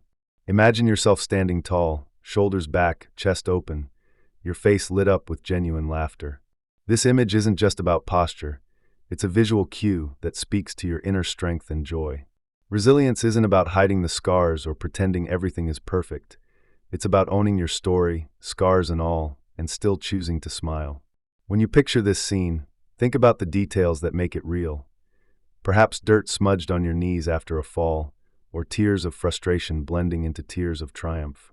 This mental picture helps you see yourself not as someone who is broken or defeated, but as someone who has weathered storms and come out stronger, ready to chase after the next big thing with energy and hope. Creating this vivid image involves activating all your senses, seeing yourself radiating confidence, hearing the sound of your laughter echoing in your mind, feeling the texture of your resilience beneath your fingertips. It's about making the scene as detailed as possible so that your subconscious absorbs it completely. The goal isn't to pretend hardships didn't happen, but to acknowledge them with a smile, recognizing that they have shaped you into who you are today. Use this mental image as an anchor whenever life gets tough. It reminds you that you're capable of bouncing back, of laughing in the face of setbacks, and of chasing your dreams with unstoppable energy. Part of crafting this empowering scene involves focusing on your body language and emotional state. When you stand tall and laugh, you signal to yourself that you're reclaiming power over your story. Practice this image regularly, especially during moments of doubt, by closing your eyes and vividly imagining yourself succeeding despite the scars. Over time, this mental picture becomes a familiar comfort, boosting your confidence and reinforcing a resilient mindset. Remember, resilience isn't about avoiding pain. It's about transforming pain into strength and joy into your signature expression. When you start seeing yourself this way, external obstacles seem less daunting, and a sense of freedom begins to seep into your everyday life. Real change happens when you understand that no one's journey is perfect. We all stumble, trip, and sometimes fall flat on our faces, sometimes multiple times a day. The magic lies in what you do next. Each screw-up is an opportunity to learn, to tweak your course, and to grow stronger.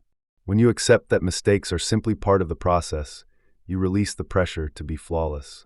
Instead, you focus on celebrating those wins, no matter how small, because they remind you you're moving forward. These small victories build momentum and fuel your confidence. Every time you laugh at your missteps and get up again, you reinforce the truth that your story is ongoing and full of potential. You're crafting a narrative of resilience, one that invites others to do the same. To stay inspired on this journey, keep a mental or physical list of your screw-ups and wins. Reflect on what each experience has taught you and how it's prepared you for future challenges. Recognize that setbacks don't define your worth.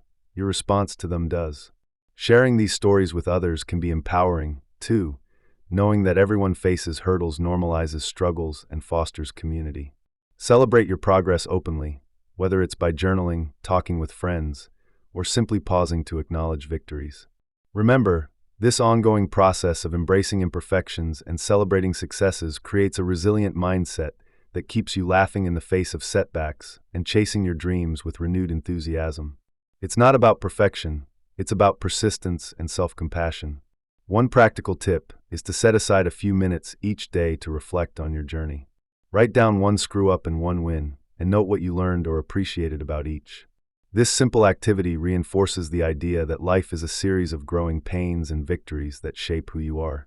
Over time, this habit rewires your perspective to see setbacks as stepping stones rather than failures. By frequently reminding yourself of your capacity to bounce back and celebrate progress, you reinforce your resilience and keep your focus on continuous growth, a mindset that not only sustains you through rough patches, but also makes recovery feel like a natural part of your story. I'm still screwing up, and so should you. My latest flop: embracing vulnerability and growth through failure. Sharing a recent failure offers an unfiltered glimpse into the raw and unpolished moments of life. It's tempting to compare ourselves to success stories or highlight reels online, leading us to believe setbacks are rare or shameful. In truth, everyone encounters failures, often more frequently than we admit. Acknowledging a stumble doesn't signify weakness, it signifies authenticity. Opening up about my latest flop unexpectedly fostered understanding and appreciation from others, highlighting the power of honesty. These candid stories challenge the stigma surrounding failure, creating space where struggles are recognized as a natural part of pursuing meaningful goals. Discussing setbacks openly makes it clear that failure is an ongoing process rather than a one-time event. It reminds us that setbacks are not signs of defeat, but opportunities to learn. When I share my failures, I challenge the myth of success as a straight line. Instead, I show that progress often requires circling back, recalibrating, and trying again. Normalizing the current struggles helps others feel less isolated and more motivated to persevere, knowing they're not alone in their battles. Being transparent about setbacks may feel intimidating, especially in environments that prize positivity and perfection. Yet, I find that sharing failures openly encourages others to do the same, fostering a more genuine atmosphere where learning from mistakes is valued over appearing flawless. For instance, I recently launched a project that didn't meet expectations. Rather than hiding the failure, I shared the hurdles faced and lessons learned. This transparency helped me process the experience and reinforced that difficulties are natural and surmountable. Embracing vulnerability bolsters resilience and helps normalize ongoing struggles within the broader trajectory of growth. Every failure carries a hidden lesson if you're willing to look closely. When approached as an ongoing experience, failure becomes a catalyst for development rather than discouragement. I've discovered that setbacks prompt me to reassess my approach, refine my skills, or clarify my true goals. For example, after a recent project fell short, I viewed the feedback not as a sign of incompetence, but as an opportunity to analyze what went wrong and how I could improve. This mindset turns failures into stepping stones rather than stumbling blocks. The process of repeatedly facing setbacks often exposes gaps in knowledge or skills that need attention. Recognizing these areas encourages intentional learning, whether through taking new courses, seeking feedback, or practicing specific skills more deliberately. Over time, this builds resilience, teaching persistence, patience, and resourcefulness, traits essential for tackling bigger challenges. Each setback becomes a lesson that prepares you for future obstacles.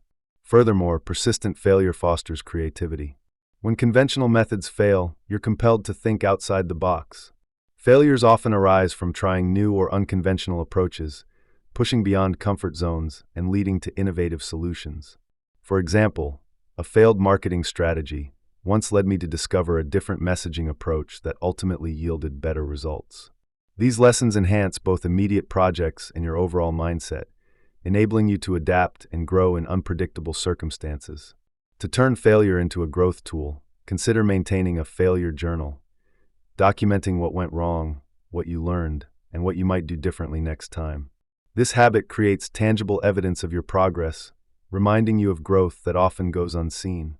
It also helps prevent obsessive replaying of failures in your mind, freeing mental space to explore new approaches.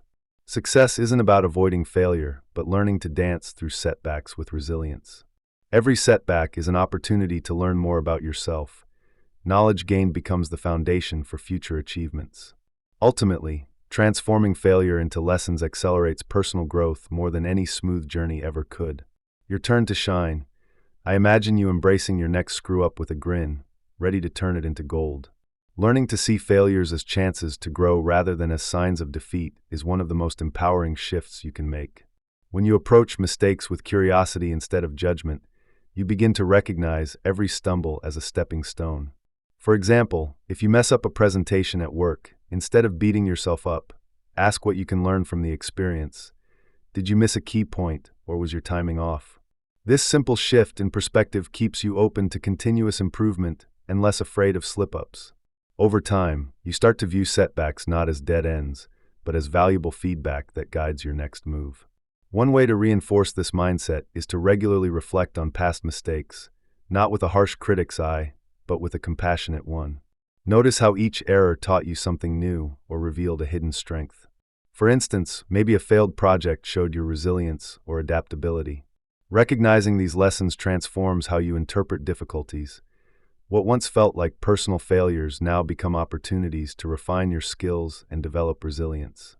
When you begin to see failures this way, it becomes easier to embrace risks because you understand that the real loss is in not trying at all. Remember, every successful person has a trail of failures behind them. What sets them apart is how they respond to those failures. Shifting your mindset requires intentional practice. Start by reframing negative thoughts about mistakes. Instead of "I messed up," try "What can I do differently next time?" Or "This is an opportunity to learn something new." Another helpful step is to celebrate small wins, especially after a mistake. Recognize your courage to try, even if you stumble. Over time, this practice rewires your brain to see failures not as threats, but as essential parts of growth. Keep in mind that habits form through repetition, so the more you consciously choose to see mistakes as opportunities, the more natural it will become. Ultimately, this shift frees you from the paralyzing fear of failure and opens the door to continuous learning and growth. Approaching mistakes with confidence starts with acceptance. When you accept that errors are an inevitable part of life, they become less intimidating. Instead of seeing slip-ups as catastrophes, view them as temporary hiccups. For instance, if you accidentally send an email to the wrong person, instead of obsessing over the mistake, you can laugh it off and use it as an icebreaker or a funny story later on. Humor acts as a buffer, reducing the emotional charge of errors and helping you stay calm and collected. When you find humor in your mistakes, it signals to your brain that things are not as serious as they seem, which makes it easier to recover quickly and move forward. Confidence in handling mistakes is also rooted in preparation. The more you practice tackling errors gracefully, whether through role-playing scenarios or sharing stories, you build resilience.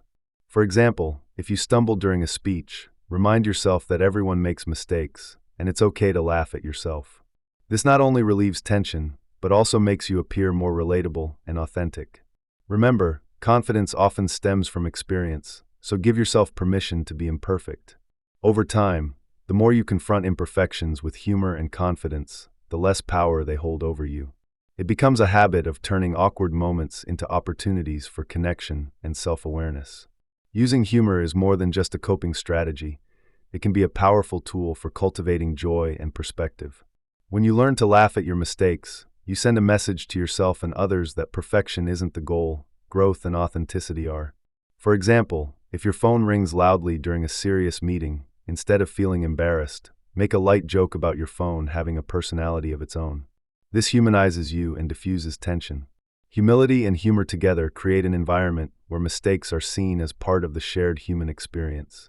Over time, you'll find it easier to face setbacks with a grin, knowing that each one is an opportunity to learn, connect, and ultimately shine brighter. Final spark: life's too short to play it safe. Screw up, laugh, and win anyway. Life doesn't come with a neat script or a perfect plan, and pretending it does can hold us back from truly living. Instead of aiming for flawless execution or trying to avoid mistakes, consider leaning into the chaos that naturally accompanies change and growth. This approach isn't about throwing caution to the wind, but rather about recognizing that the most meaningful moments often emerge when we step outside our comfort zones. When you start to see messiness not as a failure, but as an essential part of the journey, you begin to free yourself from constant worry about getting things right. Embracing this mindset allows you to take risks, push boundaries, and discover strengths you didn't know you had. Doing so requires a shift in perspective. Rather than fearing setbacks, start viewing them as opportunities, chances to learn, adapt, and become more resilient. Think of all stories of pioneers, writers, artists, and entrepreneurs who succeeded not despite their failures, but because of them. Each stumble, each mistake, is a stepping stone toward a version of yourself who is more authentic and more alive. The key is to stop chasing perfection and start valuing progress. Life's messiness is actually a sign that you're pushing yourself, trying new things, and feeling deeply. When you accept this, you align yourself with a reality where growth is possible and joy becomes more accessible. So, challenge yourself today to act as if your mistakes are not barriers but building blocks.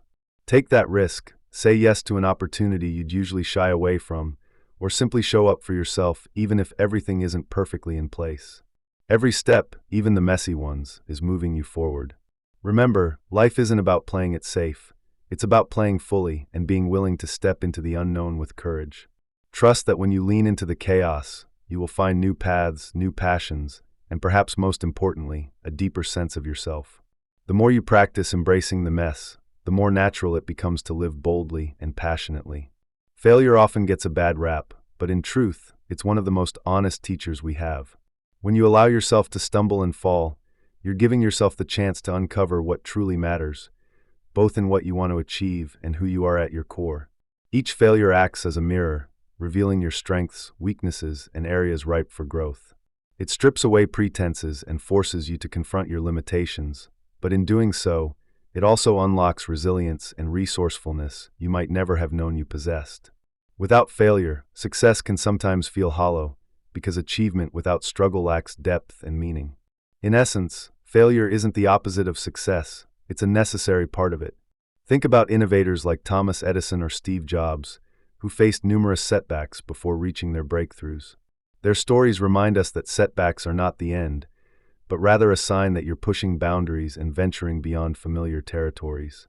When you reframe failure as a catalyst rather than a catastrophe, you open spaces for genuine happiness rooted in authenticity. Success that comes from overcoming obstacles feels more fulfilling because it's earned through effort and persistence.